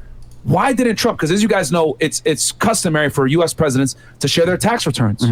Trump was one of the few presidents that never shared his tax returns. And I always wondered, what has he got to hide? Like, is he being audited? Whatever it may be. And we know that like the IRS was, looking at his stuff, but then it made sense. He pays little to nothing in taxes. And the reason why goes back to what I told y'all before. If you're able to create housing, right, provide housing for people and create jobs, you're going to get enormous tax benefits because small businesses are the cornerstone of the U.S. economy. They're the backbone of the U.S. economy. And if you're able to provide one of those two commodities, right, that's why entrepreneurs and real estate investors do so fucking well and they get huge tax breaks, man. It's the way. And that's when I kind of woke up seeing it.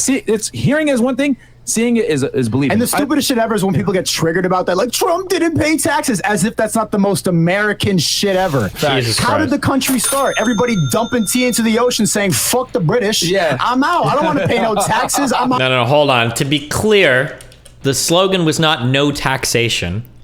The slogan was no taxation without representation. Paying taxes is fine, but paying taxes on things you have no control or say over is not fine. That was the issue.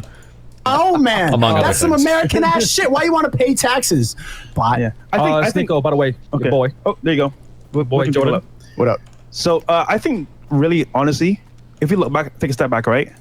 Ask yourself the question: why him and not me? I think that premise right there can get you out because understand this, right? He didn't pay taxes. Why is he not paying taxes? Roll it back. Okay, he's providing jobs, real estate, other things behind the scenes. Cool. As an individual, how can I do the same thing? That right there, that premise, bro, you can win because once you know what he's doing, you can do it yourself. I'm just saying, look, rather than hate, appreciate. That's all. And invest in real estate. There you go. There you go, man. I'll read some of these chats, guys. So from this point forward, we're going to read 50 and up. I think from here, I'm going to read some of these like 21s that came in. Yeah. I agree. Smoking weed is only if you have nothing to do, meaning if you're making money while you smoke, cash flow, etc. That's fine. Not going to lie, especially if it's just CBD. Whatever, bro. My thing is, if you want to operate on 100%, firing on all cylinders, why handicap yourself? Sudesh, okay, I'm not even going to bother Sudesh, trying to do. But shout out to Sudesh goes, went on a date with a nurse on Friday, finally figured out why Chris plays the beep whenever a chick says that she's a nurse. Yes, my friend. Definitely nurses. She belongs to the street. Sneako, I've been watching your stuff since FNF. It's dope to see you dropping truth. If we're lied about everything, what do you think they lie about shape or Earth, shape, and space? David Wise made some good points. I don't think it's kind of pointless to invest yourself into thinking about the shape of the Earth because it doesn't change your life. Yeah, that's true. I'm glad you said that, Chris bro. believes in a flat Earth. Believes in a flat Earth. I'm like, nigga, does it matter? It doesn't matter. No, it doesn't matter, really. Okay. So what do you talk about all the time? No, not all the time. People bring it up. That's it. All right, Errol Simpson goes, Fed at Taxstone. I already did it. Kevil's just upped her GoFundMe from 30K to 50K. Bro, she's making bank. Somebody please swap me. I'm ready. I need my $50,000 now. Episode with Taxstone, guys. Go check out the Academics Off the Record podcast. We broke down Taxstone on his Casanova? I did Casanova. Oh, you did? I did. Okay. And you guys can check that one out too. And I predicted that one accurately as well. Moonlapse Vertigo. I use cannabis daily. I have a medical card. No problem with women. Dumped my last girl years ago. Focusing on me. I choose doing real estate. Oh, weed guy. He's here. He's mad. I work 15-hour days. I am not lazy. Thoughts? All right, man. Well, great. You were an exception to the rule, but most guys. We got a weed smoker. He mad. Guys that smoke weed daily are fucking losers, bro. You know what I mean? DL Saint, I really want to know podcast. Just saw Patrick CC video on Brother Sneako. I had no idea how long you've been in the game. Yeah, he's been in it for a while, guys. Respect to you, True G. Mainstream media is getting closer to RP. It's just a matter of time before Fresh Fit hits the mainstream. Keep leading from the front, gentlemen. That's a fact. Yeah. I mean, we had mainstream a few times already with The View and shit like that, but they got canceled. So, they try to cancel us, but they got canceled because no one gives a fuck about what a bunch of this shit is mainstream now. Say. People don't watch TV. People watch TikTok. Yeah, this is mainstream. Yeah, TV is honestly, we're getting to a point now where it's going to be between Uber Eats, Uber in general, YouTube. We're going to be like direct consumer to product very soon, guys. Streamers get more views than news channels. Yeah, that's crazy, bro. Yep. Like crazy. Netflix, right? You're getting rid of the movie theaters. You're getting like it's literally right now. It's like direct consumer to product. Like there's no middleman. It used to be Blockbuster, if you guys even know what the fuck Blockbuster is. It used to be taxis and limousine services. Those days are fucking done, bro. You know, Uber Eats. People deliver food to you now. So it's like you literally don't even have to leave your house. And there's businesses where people travel and take blood for you. It's good, you know. I don't foresee like the medical industry obviously being like that, but because you're gonna have to go to a doctor and everything like that. But a lot of things are being outsourced to other people where they're able to give you the product directly without a middleman anymore. Bro, there's Uber sluts. Damn. Word? Amazon. No, just regular Uber, but Uber sluts. Yeah, okay. What? Hey, Mark, when I calorie deficit, do you have to eat the amount of calories that you calculate or just under that number? Whatever your maintenance calories is, go 300 to 500 below that. Okay, guys? Whatever your TDE is, total daily energy expenditure. The name is Fear. Shout out Fear. Here's $200 for having Sneako on the podcast. Yeah, man. I think. Are you gonna stay for the girls too or no? I'm done. Okay, cool. I'm with it. Yo, shout out to Sneako for that Gen Z dumb video was crazy. Thank you, Myron, for losing your weight video from 2 to 3 months ago. I've lost 20 pounds so far. Yes, my friends. Keep going, bro. Keep going, because let me tell y'all something, bro. You know what? Let me not go down that rant talking about fat people, because it's gonna. You know what? Fuck it. Oh my God. No, you can't be fat in 2022. Okay, guys. The only people that are accepted for being fat are fucking women. If you're a guy and you're fat, bro, I'm telling you, you're cruising for a fucking bruising. They'll sit there and tell you, it's okay, bro, nothing wrong with being fat. Like, women will tell you this, but then they'll laugh behind your back and say, he's gross, he's disgusting. Being fat is unacceptable as a man. And the thing is, too, when you're fat and you walk into a room, people aren't going to respect you. They're going to look at you and be like, what the fuck? Like, this guy's a fucking pussy. Zero discipline. Yeah, I want to get jacked just so I can get more respect and people can stop getting the skinny allegations. I just want people to take everything I say seriously. And you need to, it is what it is. The way you dress, the way you look, people listen to you more. We live in a world, and I would argue in today's day and age, we live in a world where we judge a book by its cover even more so than before. Attention spans are shorter. People are consuming TikTok like fucking crazy. Why? Because as bite-sized clips, very quickly you're able to consume it. Hell, a lot of the hate we get is from TikTok because they take bite-sized portions of our 3-hour form content and make it look crazy. But that's where we are. We're in a world now where everyone judges a book by its cover. Human beings judge books by its cover naturally. It's a self-protection mechanism. But yeah, man, like, guys, if you're fat, it says a lot about you as an individual. The advent of social media brought to light no more less than is right now. Perception is key. It doesn't matter what you look like in person. The online presence first matters because that's what they see first. I'm not even gonna say names. I know guys here in Miami that fuck girls just off their social media accounts because it's perception. They judged the book by its cover and they thought the guy was a certain way, but he wasn't. That's why we call Miami the captain of cap cities, man. Thanks, bro. I'm about to move here, by the way. I'm looking at a place in Brooklyn. I need to get the fuck up out of the hood, bro. I still live in Brooklyn, time to upgrade my life into. Is it going through gentrification though right now? It is, but were you at Bushwick or something? Yeah. Bushwick, Bed-Stuy. Okay, never mind. It's still. it's gentrified. There's they/thems walking around with purple hair, like these half-gender crop top, whatever, Adam's apple boob people. But I just want to get away. I get your face. Like Miami's just like they're saying there's a lot of baddies walking around. I don't want to get distracted, but I'm trying to elevate myself and become the best version of myself. Well, and I want people to see that. If you can be successful in Miami, you can go anywhere and become successful. People tell me that all the time. Well, I mean, as in from not being distracted by bitches and partying. Yeah, that's what I mean. You don't drink, right? Angle. No, not really. Do you really drink? No, I don't drink. Jeez. Yeah, rarely. I haven't gotten drunk in a year now. It's official. I haven't got drunk since July of last year, late July. It was when we had the 6ix9ine interview. That was the last time I got drunk. I have never been drunk ever. Never been drunk. Like a cap. No, I'm serious. I don't drink alcohol. Nigga, the day we had I was lit, but I wasn't drunk. Yeah. How do you have fun at the club though? I saw you at the club chilling in the section with your shades on and everything, vibing out. But how do you have fun? I can't even you're shitting on weed smokers. But that night I saw you in Vendome. I was hitting the blunt. I was drinking. I don't know how to have fun at the club and be sober. Well, you understand why I'm at the club though. I'm not there to have fun. Party to party. Yeah, networking. I mean, I'm with girls, but I'm there to network. And for example, that night I met Nav. We linked up, good people.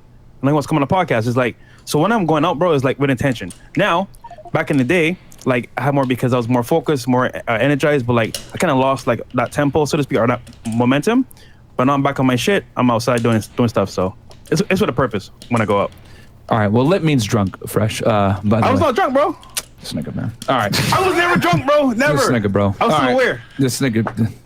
Your inhibitions were lowered for sure. Yes, they were lowered. Yes, they were. Okay, so that would be drunk, sir. I'm not in control. Not like we're not talking about blackout. There's levels to drunkenness, but okay. I was drunk, bro. Okay, this nigga don't speak English. No, it's okay, guys. You're a foreigner. Energize. See, Kendra G has a similar show as Kevin Samuels. Talk badly about Kevin Samuels. Now she cooks the modern women that Kevin Samuels did. Can I say something about Kevin Samuels real quick? Yeah, go ahead, please. So I was doing a movie and I had all this makeup on my face. I was supposed to get jumped. And so I had jump makeup on. I took a selfie and then I'm quitting streaming. And then everyone, immediately I want a drama alert. Everybody's assuming oh, he got jumped. What happened? And then the amount of people celebrating that was just this is exactly what happened to Kevin Samuels. All these thoughts on Twitter, just rejoicing that Kevin Samuels died. Bro, people were saying it should have been a bullet. and it was makeup. Stupid fucking idiots. Like I went on the stream just laughing at them. Yeah. But just like that really opened up my mind. Like there's people really preying on your downfall. And then you got to break it down. Like why do they hate you in the first place? I'll tell you this. Because you're saying the truth. Yeah. I mean, if like the biggest feminist died, I would never get on the internet and be like, oh, yeah, she deserved that shit. I would be like, rest in peace, my condolences to your...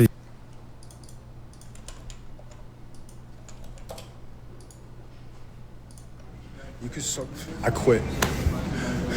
I go in the subway one time. I'm never streaming again. Yo, it's not... You should see the other guy. Jesus. Family, like I would never see, and this is the difference. This is why I say like women invading male spaces like is not good, because men rarely go into female spaces. Like I'm not gonna go ahead and join a feminist rally. Most guys aren't gonna do that shit. Yes, there's gonna be some beachy males that do that, some weirdos. Well, for content, that's one thing. But like regular guys are not gonna go in there and do it, you know. But like chicks always invade our shit, and it's like it amazes me how like you're not gonna see anyone in the RP space go over to some like feminist channel, rage, hate in the comments, all this other weird shit, and then like prey on their downfall. Versus for us though, on this side, like yo, man, for everyone that says, oh, these men are toxic misogynists, for every one of us, there's probably like 10 chicks that are legit misandrous that hate women, bro. I'm sorry, hate men. Like girls literally go on the internet and openly say, men are trash, I hate men, blah, blah, blah. And no one bats an eye to this shit, by the way. Even on the podcast. Yeah, girls are open misandrous. I found a podcast from one of these girls that I reacted to. It's complicated. And she had a podcast called Kill All Men. And the cover of the podcast was her with a bloody knife. And it's like, welcome back to the Kill All Men Cam podcast. Woohoo. Like, imagine if it was called the Kill All Women. You would go to jail. Yeah. I guarantee you she has no father at all. At all. No, she does. She talked about it in the podcast. Guys like the liberal dad, like, oh, it's okay, my honey boo. That's the problem of being a woke dad, just encouraging a bunch of bullshit. Wears a dress. That means no dad at all. Yeah, no, I mean, but that's a testament to what I'm saying.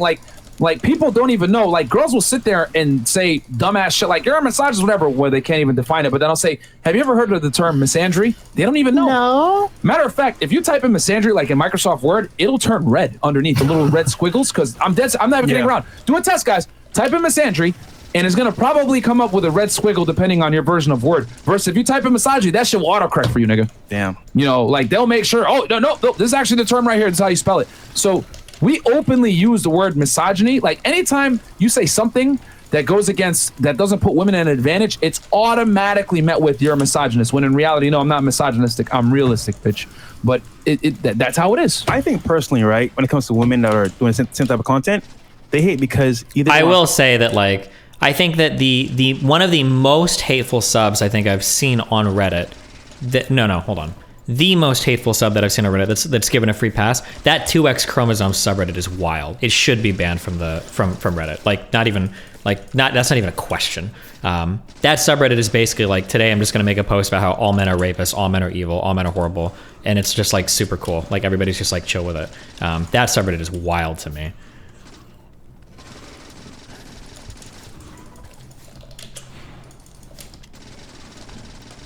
Jesus Christ. Hold on.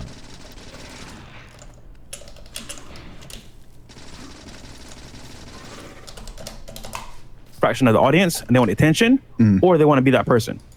That's what it really is, man. Yeah, like dudes like us, we're not gonna tune in and watch the I Hate Men podcast, but these crazy feminists. For content. Yeah, well, you did it for you to do it, but like what I'm saying is that like regular ass bitches that are not YouTubers, that don't have like a channel where they're gonna like react to the stuff or whatever, watch this shit. will watch this shit, get mad, and then send me a DM. Guys, I get so many messages from angry ass fucking girls. It's ridiculous. Sometimes they're fucking teenagers. Sometimes they're 18, 19, 20, 21, college students, whatever it may be. Random regular bitches.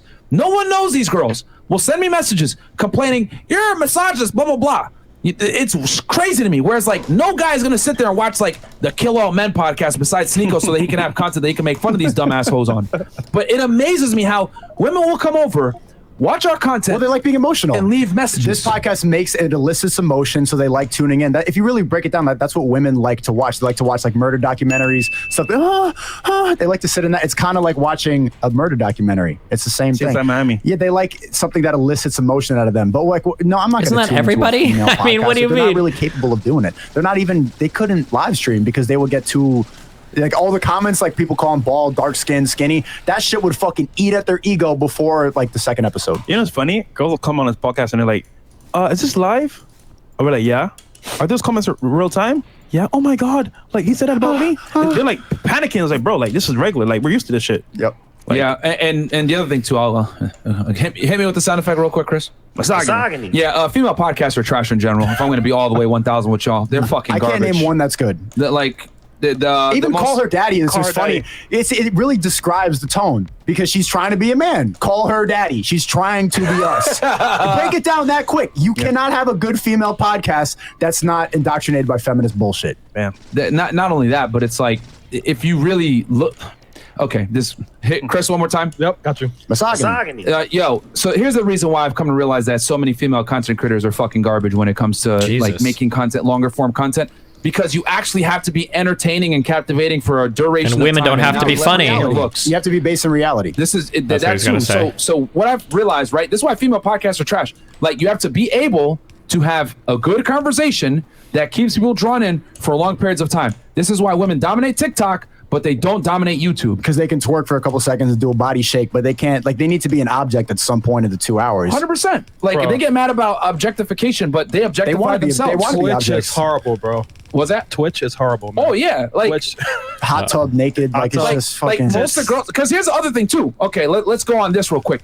Most girls suck at fucking video games too. And I'm gonna keep it all the way 1,000 with y'all. They suck. Yeah. Anything that has to do with dexterity, athleticism, whatever. This is like the bravery podcast, so what do a lot of the top female Twitch streamers do? The bravest takes. And show their body, whatever. Like, are there girls that are good? Fantastic. Yes, there are.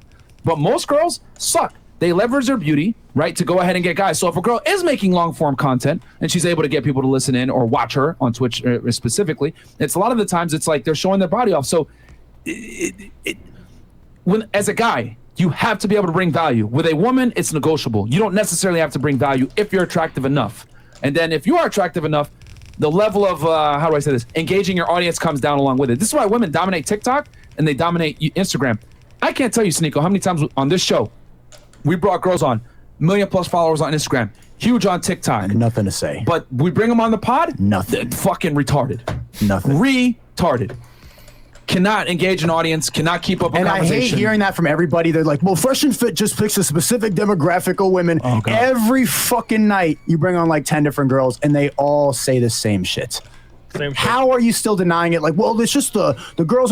Miami's an international city. People come from all over. This is what women are like. And I react to that. It's complicated channel all the time. This is what they're like in Vegas. That's just what they think. And those are tourists. Those women aren't even from there. All over the place. I beg to argue that here in Miami, most people are not even from here. No, everyone here. Like, are you from here? Most people are not. No, they're transplants. No. Especially if they live. And let me say this real quick too, because we've actually been keeping I would say, I could be wrong on my personal experience, but in my personal experience, that statement is going to very much depend on where you're at. Like if we drive over to Brickell, or if we're in like some of the upper areas of Miami, then yeah, you're getting a lot of people that are like from around the country or sometimes around the world. But there's a lot of poorer parts around Miami that I think people have been here for a while. Like my experience is going to be in Hialeah. I don't think that those, or I guess you could argue that they're Cubans. They're not from here. They've only been here since like the boat lifts or whatever, which was the 80s, I think. Maybe that doesn't count as from here, I guess, but like I don't know. I think you can find a lot of poor neighborhoods where you're not seeing like it's not like international people or whatever that come from all over the world over. But I guess it depends on how many generations someone needs to be here for them to consider them like an international person or not. Stats on this now recently. Shout out to our guy Roman. We've interviewed 1,400 and how many girls, Mo, real quick? 1,400 what? 59. 1,459 girls on the show, okay? Bam, here we go. 1,453. Roman goes. Sheesh. Most of the women that come on the show, and Roman, you can put this in the chat as well, are actually not from Miami. A small percentage of them come from Miami. And for all you idiots out there that say, oh, well, Myron, Fresh, you guys just bring out stupid bitches that are OnlyFans models, whatever. a good portion of the women that we bring on actually are college educated, and some of them are even higher educated with master's degree and PhDs. Dentists, doctors. When I was on, there were a bunch of college educated. There was a married woman. There was just a good variety of girls. It wasn't just OnlyFans thoughts. And the other thing too is like, I need these guys to understand that when a girl goes to college or has a higher degree, you not understand that she just digs her heels a little bit deeper and believes in this indoctrinated belief system even fucking more so, you retards. Like, you guys think like feminism or, well, man, these girls are delusional. Educated women are even more delusional, guys. Because the education system is delusional. The education system encourages this feminist nonsense. Thank you. Like, and the other thing too, y'all think like a lot of girls have an overinflated sense of self-worth or whatever? Take a fucking bitch that has a master's degree or a PhD or is a doctor or some shit like that. Bro, her standards are gonna go up tenfold where she wants a guy that's on her level at least. And then one thing I've noticed about girls that are college educated, you better be a fucking entrepreneur, or you're also, she's gonna want a guy on her level from an education standpoint. She wants a guy that's better than her. Especially if she has a master's degree or PhD, she prefers a man that has that same level of education, even if you earn more than her, bro. So if anything, educated women are even more indoctrinated, even more delusional about where they stand in the sexual marketplace. Those are some of the women that have the strongest, how do I say this, delusion when it comes to thinking, well, I make this money, so I should meet a guy that makes this much money. And they really think their career matters. So when you want to talk about these women that are, you know, perpetually single, career women, strong, independent, whatever, the educated women are 10 toes down on that shit, even more so. Have you guys ever talked about how there's a certain level of privilege being people of color to talk about this? I think white people were talking about it, but it's really quick. They labeled Trump supporters alt-right, racist. I think there's a certain level of privilege when it comes to free speech nowadays because white dudes have just been shut the fuck up. That like you can openly talk about this, and then people get confused with me. They just call me an incel or just whatever nonsense. Even though like I've had girls in my videos like for years, there's incel, but they don't. Their insults are so dry because I'm not a white male. Yeah. Do you guys think that you would be able to talk about this stuff as much if you were white? I'm gonna be honest with you. No, right? Hell no. Who would be canceled from day one? Yeah, and I've said it before. People get mad. Now at me they're and call, based. Oh, Moira, True. you're Uncle Tom. If anything, we oppress white men like at a ridiculous level. Now, the more woke you go, you need a common enemy. So this is what the woke and the left and all these fucking weird liberals do. They need a common enemy to attack so that they can all unite to push their weird left propaganda.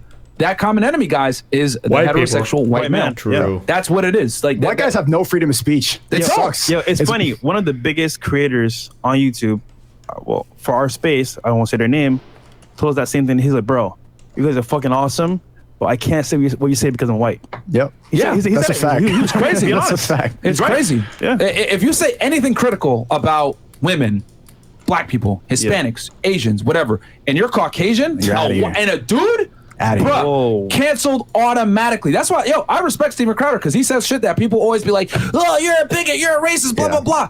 No, what he said is fact. It's just that you don't like who it's coming from and it hurts your feelings. So, and this comes back to like the pussy mindset that we have typically here in the West in general, where, you got to be politically correct and, oh, well, you're not a race, you can't speak about it, whatever. Why the fuck does someone have to be a certain race or a certain demographic of person to be able to speak about an issue? Well, that's crazy to me.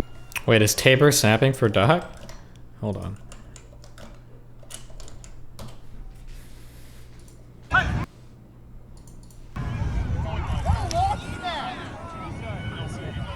Is that our boy Tabor?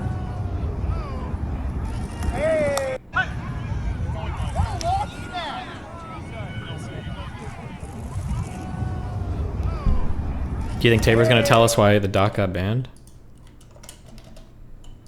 We've become so woke, so left, that there's actual privilege in not being white. It's like white privilege has almost been removed from free speech. Like that's how fucking left it's become. It's wild to me, man. And my thing is like if I say if I say something like, well, black men disproportionately kill other black men, it's not necessarily the police violence that everyone tries to say it is, right? If I say it, they're gonna get mad. But if a white dude said it, they're gonna get even more fucking mad. But it doesn't matter if it's a fact or not. If they're more concerned with who says it versus what is said. Before you know it, look for the White Panther Party. The what? The White Panther Party, remember? Black Panthers. Oh god. Panthers. Yeah. KKK. Like, oh, you know what? Hold on. Let's, because again, I love to use logic, right? Like I take feminist logic and I twist it and it sounds retarded all the time, right? So let's have fun with this, right? So we got people running around saying Black Power, Black Lives Matter, blah blah blah. Like, yo, we need to keep Black families strong, Black-owned businesses only. We need to protect and cherish our Black women. This is Black Black space. Black guys deal with Black women. You know what I'm saying? Stop marrying these white chicks. Let's reverse this shit real quick. White power, nigga. If people walked around and were saying white power and we need to keep our race white. You know, we need to support white-owned businesses. And all this other shit. White is right. You guys would go fucking crazy. Yeah. Everyone will be nuts. KKK's back. Blah blah blah. But we use that same fucking logic in the color community, and no one fucking bats an eye. Let me tell y'all something about Black Lives Matter. I've said this shit before. I don't give a fuck. I'm gonna say it again. It's a terrorist organization. It is. It's owned by a white guy. He took all the money. It's a domestic terrorist organization. If you look at the FBI definition on terrorism, who is the lead agency out when it comes to terrorism, everything that defines domestic terrorism, I pulled it up on screen a bunch of times on Fedit, is what Black Lives Matter does, which is the same exact things that white militia and white supremacy groups do too. It's just that if a white person says white power, holy shit, domestic terrorists, white Ku Klux Klan, white supremacy, Aryan Brotherhood, bad. But if a Black dude runs around and says Black Lives Matter, Black Power, keep our businesses Black, we fuck our Black women, like we shouldn't be swirling all this other shit. No one bats a fucking eye. No, we encourage it. Like guys like Tupac were all about that, but he's like one of the most famous rappers of all time, and it's good. But I think you should be able to listen to those types of people. So I've even interviewed people like on my podcast. They're like, these guys are kind of like storm the Capitol-y, but I still want to listen to them because if the same logic was applied to a Black person, nobody would call him a racist. Exactly. You can learn from anybody. This is what I'm trying to say. When you take logic and ration, and you take that weird rhetoric that the left likes to use, whether it's stupid ass feminists or these weird liberal junkies, whatever it may be, their logic doesn't make sense. Because if you... Why do so many people shit on BLM? I think we've made a lot of tactical errors over the years relating to BLM. A few really big ones. One is bad choice of mascot. I think that we've had bad examples of BLM people where people were like turning people into martyrs and they shouldn't have been. Like what happened to George Floyd was tragic and bad and nobody should celebrate it. But like the idea of like making statues of this kind of everything is ultra fucking cringe. Number one. And then number two was way too complacent and complicit with violence. The idea, like the riots were all, even Biden pushed back against the riots. The other could have done it stronger, but like all of that shit was insanely unacceptable. You just, it undermines your position so much that so many people on the left were making so many excuses for the BLM riots and then wanted to turn around and say like January 16th is one of the worst things of all time. And while there might be academic arguments you can explore to make that justification, like normal people are just going to look at you like you're literally fucking insane because that comes across as a fucking unhinged, insane position. So like, yeah, I mean like this is like the blowback, January 6th, sorry. This is the blowback. When I keep talking about like, or we have been talking about how like you're going to have, you're going to get people that are going to come back and it's going to swing back and this is what's going to happen. Like, this is it. Now we're seeing that manifest, Here's the thing. You cannot sit there and claim racism on one side. It's got to be all across. You can't sit there and be like, oh, well, I'm going to sit here and say, Black Lives Matter, Black Power. But if you say white power, that's racist. No, you're racist too. And we're some of the worst perpetrators of racism because I've seen several times. The actual BLM organization is fucking nutter. Yeah, that we're not even talking about them. But yeah, the actual BLM organization is also like unfettered dog shit. Complete and utter dog shit. You don't even have to try to tie anything into that. Yeah, just not good. Do you think January 6th would have happened if it weren't for BLM normalizing mass rioting / protesting? Yeah, I think it would have happened anyway. I'm just saying that it severely weakens your position when you're supportive of like billions of dollars of damage and then you lose your shit over January 6th. It's not good. Black people call white people derogatory terms. It happened live on here one time. One of the girls, right? That chick, you know who I'm talking about. The girl that got in the fight with Tommy, right? She went ahead and called a girl on the fucking show a cracker openly, right there, just like that. No one batted an eye. Yeah. But if she had went around and said, "Well, you're a black girl," they would have went crazy. Porter potty. Yeah, you know what I'm saying. So I look at it like, yo, if you got anybody have my black piece of shit clip? Anybody know what I'm talking about?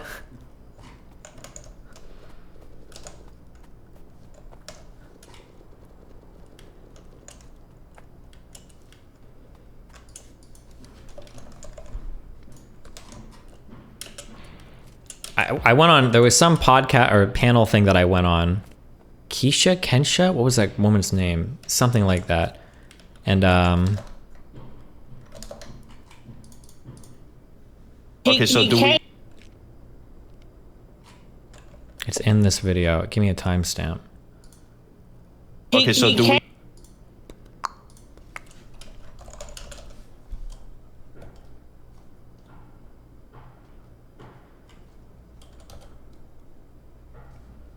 Yeah, it was this. Hold on. Okay, so do we? To So kill do we all like? He stressed me. Don't ever fucking talk to me like that again. Oh, hey, I I'm was sorry. Okay, so so I'm Destiny, and I try to make sure that when we talk about breaking news, we're not rattling off some dumbass bullshit that we have no fucking idea what we're talking about. That's what I'm doing. What, Destiny, what is this? And I'm Nina, and I go through life not being a white piece of shit. Nice to meet you, Destiny. Don't ever fucking address me like that again. Like I said. Imagine in your introduction, the most important part of your identity is the fucking race you are. Holy shit! How fucking sad is your life? Okay. This is derailing. Nina. Never fucking met. Nina. Sorry. First of all, you have no fun. First of all, meme. I get it. Are you serious? Wait, I don't. You think that her attacking me for being white has anything to do with this argument? I would rather talk about. Aiko, I'd rather talk about the conversation. I'd rather talk about what happened. I didn't attack him for being white. I didn't attack him for being white. I pointed out that he's a fucking white piece of shit because he is. Like setting a fact is not an attack. Wait, can I say that you're a black piece of shit then? What do you mean? What the fuck does that have to do with anything? Excuse you? It has you being a white piece of shit has everything to do with your mediocre ass white existence. But the reason I brought it up is because you came into this chat. Does you being a black piece of shit have everything to do with your black existence? You sorry ass black piece of shit? I don't understand what this has to do with anything. Or are you gonna mute me? Wait, it's racist. Sorry ass white piece of shit. You came on here talking over me, insulting me, calling me an idiot, calling me ignorant, calling my what I was saying ignorant, and then try to claim the victim and say I attacked you. You bitch ass white boy. I didn't attack you. If you want to see an attack, I can show you an attack. You bitch ass white boy. I don't need to. I already watched like 4 people. Can we just talk about the conversation? Like, what is this? Listen, I hope that you bring the same energy to the voting booth in a few. Jesus Christ. Could you imagine the same? Like, you're a black piece of shit. Just like, what an unbelievable. Guys want to sit there and say that was sweet and Destiny. Okay, we're chiller today. Racism, whatever, it's got to be done all the fucking way around. You guys cannot pick and choose. No, they fight racism. They fight racism with racism, and they call it. They say black people are not capable of racism, but it's all this. It comes from the same place. It comes from a place of hate, and that should be the problem, not like the societal standards. That statement in itself is racist. It's stupid. It's really ridiculous. Stupid. You know what I'm saying? Like stupid. The fact that they think that only black people are incapable of being racist. They're some of the most racist ones because everything comes back to race for them. Everything. I'm not gonna neglect what they went through in the past. Yeah. I wasn't here for it, of course. We weren't here for it. But that pain is still lingering. My thing is, look, if you want to do better in life and move forward, you gotta let it go. You have to. Yeah. On some level, you have to. So, in this sense, I'm just saying, look, if you're black and you're being held about by your beliefs of being black, everyone hates you, whatever, bro, it's 2022. We're black right here, right? This is proof. No. But we're not historically black. What is it? You're right. We're not African. You're not a real black guy. We're not African black. We're not. I think it's called foundationally Black America. Something like that. Yeah. Like we're immigrants, right? Yeah, immigrants. Like our family. Hold on. I think it goes something like if your third uncle back didn't pick cotton or something like that, you cannot be considered real black. You can't talk about this. Yeah. So we don't qualify, bro. I think he was in the house. We can't talk about these issues. Yeah, you're right. Yeah. Never mind. Okay. Cool. Next topic. No. Real talk. But that right there, that mindset right there in itself, for you to sit there and say, well, you can't speak on this topic because you aren't a part of this race. That's the most asinine concept, the most ridiculous thing ever. Because guess what? Someone might have an opinion that might better the community that might not be a part of your race. And I like that you guys talk about this stuff too, because people's idea about the red pill is just picking up women, but the red pill, the whole idea is just the truth. Yeah. And you guys aren't afraid to talk about the double standards that comes on both sides. You like to just stick to facts. Like everything that you say is just like logic, and it's good. And we need some of that because of how much. Yes, there's so much delusion on the internet that this information is really necessary, and that's why like stuff like this, the manosphere is going to keep on turning up. Because we really need reality in a world full of lies. They call it controversial now because the whole system is a lie. Like my thing is, I operate as if I'm colorless. So my thing is like I look at everything objectively. So I take my feelings out of it. So for people to say, "Oh well, you don't qualify as black because you don't have this checklist, or your family wasn't here before in the '60s and they didn't march in the civil rights movement." Here's the thing for all you fucking idiots out there that are minorities that like have this victim mindset. Let me tell y'all, son. I'm not ignoring the fact that African American people went through some terrible atrocities in the United States between slavery, the civil rights movement, being oppressed, etc. I'm not saying that stuff didn't happen. I am acknowledging it. However, it's either you adapt and overcome, or you be a fucking crybaby and complain about your situation and why you're not where you want to be because the man holding you down or whatever the fuck it may be. But the victim mentality gives you a sense of power. If you don't have to take responsibility for the reason that you're a failure in life, then you can just live in that forever. You can keep blaming that this is a system, this is okay, then just don't get rich. But we don't want to operate like that, and you shouldn't operate like that. And and the thing is, like, where race is the most important? We're fucking poor people. That's the fucking truth. Because when I meet other millionaires, when I meet other people that are successful, they don't give a fuck about the color of my skin. On purpose to keep them on the same level. Keep them down and dumb. Yeah, because that's what it really is. If I tell you to worry about racism and prioritize racism, and you're not where you want to be because of racism, well, that will. I feel like these are like the woke take, or like the unwoke takes from like 2016. Like it's like the same stuff, huh? That's what it feels like. Help you. Focus on that instead of going out and buying real estate. You go to protest instead of go buy real estate. Exactly. You go hold up a Black Lives Matter sign and go to a Biden protest with a mask on. Perfect example. Immigrants, they come here, they don't see color. You know what they see? Money. Or success. And as a result, that drive for them doesn't stop them from saying, you know what? Damn, I didn't get that job because I'm black. Fuck it, I'll get a different job. It's like, yo, whatever you go through, it's gonna happen to you regardless. But at the same time, are you gonna let it stop you? Move forward, bro. Like, my thing is, bro, the excuse of saying like I'm black and I'm not getting it because I'm black, bro. There's many other options out there, and you're in America. A lot of opportunity. And here's the other thing, too, I want to say real quick for all the people out there that say, Myron and Fred, you guys aren't even really black. You don't deal with it. Listen, let me tell you fucking pussy something. I've been profiled. I've been followed by police. I've been stopped in stores because they thought that I was shoplifting or whatever. Because this whole, well, you're not foundationally black, or your uncle didn't pick on back then, or you weren't involved in the civil rights movement. Let me tell you how fucking idiots what happens when white people see me or police officers see me or whatever, and they're inherently racist. They don't give a fuck about me being an FBI or these other dumbass terms. They just see black skin, black guy. They don't give a fuck about anything else. So I get the same fucking treatment that a lot of y'all get too. The difference between me and these fucking crybabies is that I choose to not let it influence me and feel negative. Have I been followed around? Have I been person profiled? Yes, but I'm not going to get on fucking YouTube and perpetuate the victim mindset and sit here and cry. I'm going to overcome the fucking stereotypes, because if we're going to sit here and be victims, I'll tell you guys this. I was also stereotyped heavily after 9/11. They went ahead and they were calling me a terrorist. Your uncle's bin Laden. We killed your fucking uncle Saddam Hussein, blah, blah, blah. So I was getting out all ends. I was getting made fun of for being a Muslim, Arab, and for being black. All aspects. If a KKK person was to shoot me or whatever it may be, oh, my bad. We got some guys that just walked in. Shout out to the squad in the back. If a KKK person got me, bro, it'd be like a fucking double, triple kill. You know what I mean? So I can sit here and take the victim fucking mindset too, because I check off a bunch of different boxes to be discriminated against. But I don't. I tell y'all that if I could do it, you could fucking do it too as a first-generation immigrant. Because I'm telling you guys, the oppressors, the people that treat us badly, they don't give a fuck where you're from. They just see the color of your skin, and they don't care to find out the rest. So we're all dealing with the same shit too. Are you going to cry about it, or are you going to adapt? There you go. And there's people crying in the chat right now. It is what it is, bro. Yeah. You're watching this. It feels like it's like Vosh rants, like Godstiny, Vosh, yeah, Godstiny. That's like what it all. That's what it all feels like. Epic Vosh rant. Dream and like they're getting to it. So yeah, just pick I mean, one. and it's ambition or complacency. Yeah, it's that simple. Like if you're gonna come into this chat or watch this type of content and cry and complain and be like, "Well, Myron, you don't understand. We need our reparations and all this other stuff. You weren't involved in the struggle. Your uncle didn't march in the civil rights movement. Some other shit like that."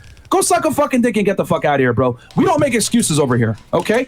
We see the situation, we adapt, we overcome. Yeah. I'm not gonna let something like race or the language I speak or the religion that I practice make me feel bad about who the fuck I am and say this is why I'm not where I want to fucking be. I overcome and I adapt. If you guys want to sit there and feel sorry for yourselves and say, oh my God, we were repressed, blah, blah, go watch some fucking other content creators. Go watch H3. I don't fucking know. We don't talk about that shit over here. We don't make excuses. We don't. All right? So stop being a fucking bitch, period. A lot of y'all are broken. Oh, it's because I'm black. No, it's not. It's because you're fucking lazy. How about that? Damn. I would argue if you're a colored person, you have a lot of advantages. Affirmative action is real. Like this podcast. Yeah, affirmative action is real. I got so many scholarships being like I could check off every single race box. So like, bro, I could check off 5 minority boxes. I got into all these schools, bro. They gave me a full ass scholarship. Bam. Versus if you're a white dude, you wouldn't have nearly as many opportunities. If I was full Asian too, they would not take my test scores properly. They would just now there's too many Chinese people here. Too many already. Yeah, man. So I get it. These are the uncomfortable conversations that a lot of other YouTubers don't want to have on their platform or whatever. But hey, man, that's the world that we're in. If you're a fucking loser, you're a fucking loser. I don't want to hear nothing about I'm not where I want to be because of the color of my skin or my fucking gender. No, you're fucking just lazy. You have a choice to make: adapt or stay the same. Adapt. It's up to you. Or die. Period. You're not gonna get no fucking victim mindset bullshit over here at Fresh and Fit, man. Get the fuck out of here with that. Call us Uncle Tom, whatever the fuck you want to say. I don't even observe these dumbass terms. You're not foundationally black. Get the fuck out of here, bro. So that's some pussy ass shit. Okay. You got some chats here? Okay, $20. I hate my job. Use this the next time these girls try to use astrology. Astrology is supposed to be used to identify your strengths and what you can improve on. These girls use astrology as an excuse and not to improve on anything backwards. That's facts. Shout out to Sneako. Yeah, you get the point. You hate on us for clapping cheeks. We actually clap cheeks. We are not the same. Carry on. That's for us, BBC. JTR. Coach Corey Wayne for some knowledge and info to digest and use. Knowledge is key. Okay. Rusty Shackleford. I'm on my journey to become being a high value man. I'm 32. I make 142K per year as an engineer, and I have a rental property that has been generating income for me. Am I on the right track for my age? Yes, you are, my friend. Good work. This is where Dan was getting into real estate. These guys love real estate. Justin KG. Great chat with Nick Fuentes and Sneako. Can't wait to have you on Cozy TV. Don't be afraid of hard truths, bro. IQ doesn't determine value. Your spirit does. God bless. I'm thinking like my next project, now that I just dropped my course, The Creativity Kit, is my next project is to make a live streaming platform for people. Because like I'm inevitably going to get banned. They just gave me a copyright strike on my channel for nudity. And I wasn't even nude. Like I have, the first one was Coco misinformation. Covey misinformation was my first one. The second one was nudity, and I was wearing a shirt. It was complete bullshit, and they took down my shit live. I had to appeal it. Luckily, I beat the case, but they really don't. They really want to silence this. Yeah, and you probably had like a hater, bro. That's the way so? they get I know, but it's crazy that they like a channel of my size. They don't even fucking evaluate it. Just boom, and I couldn't post. Oh yeah, it's part of the process, bro. It's part of the process. It's probably happening. You've had a couple. No, we've had it. Yeah, we've had that shit too. Obviously, they want to censor the truth. There's a reason that nudity gets it out the fastest. Yeah. There's a reason that stuff like this gets censored, and the feminists like the complacent stuff gets encouraged. The hot tub streamers are pushed, but you can't even say the S word on Twitch because they don't want you to improve. Simp is the word, guys. Simp is the word. They don't want you to improve. They want to keep you down, and that should be enough. The fact that like my shit gets censored, my shit's gonna get deleted, your shit's gotten deleted before. That should be enough, in my opinion, to wake the people the fuck up. Like, why is my stream getting taken down live when I say that 11.9 was actually not what you thought it was? No, you know what I'm saying? Yeah, I get what you're saying. Yeah. So I want to start I want to really push a new live streaming platform, and I think that people who are like-minded, who are awake and unplugged, can we can group together and actually make a new platform. Because bro, inevitably they're gonna try to ban me again, and inevitably it's gonna happen to you. You get censored on TikTok all the time. People have clipped up my shit up on TikTok. All this stuff gets taken out for hateful content, harassment, bullying, all this bullshit. When I'm just talking, they don't want the freedom of speech is completely dead. Well, to be fair, we're on borrowed time because we're not gonna be here forever. Yeah. So having your own platform helps. Yeah. Yeah, but yeah, definitely. Yeah, it's not freedom of speech, man. It's and yeah, you're right. Like especially with Twitch, as far as that's crazy. Yeah, they push hot tub streams over anything that states fact, and then guys like Lasanabi are never going to get banned. They want them. They want to push complacency. I hope y'all got that Lasanabi. Yeah, and L3, all those that's what they want you to listen to, and they're not actually being funny. They're not being informational. They're just lying, and then people are sitting in there coping. Their whole audience is just a bunch of fat, just nerds. People who just accept the position that they're at in life and don't want to improve. That's their audience. If you all told them to took a selfie, that's what they want. Okay. There's 25 minutes of this, but I think it's all it's just a big circle jerk. Oh, damn. If I go on Friday, that's gonna be it's gonna be wild.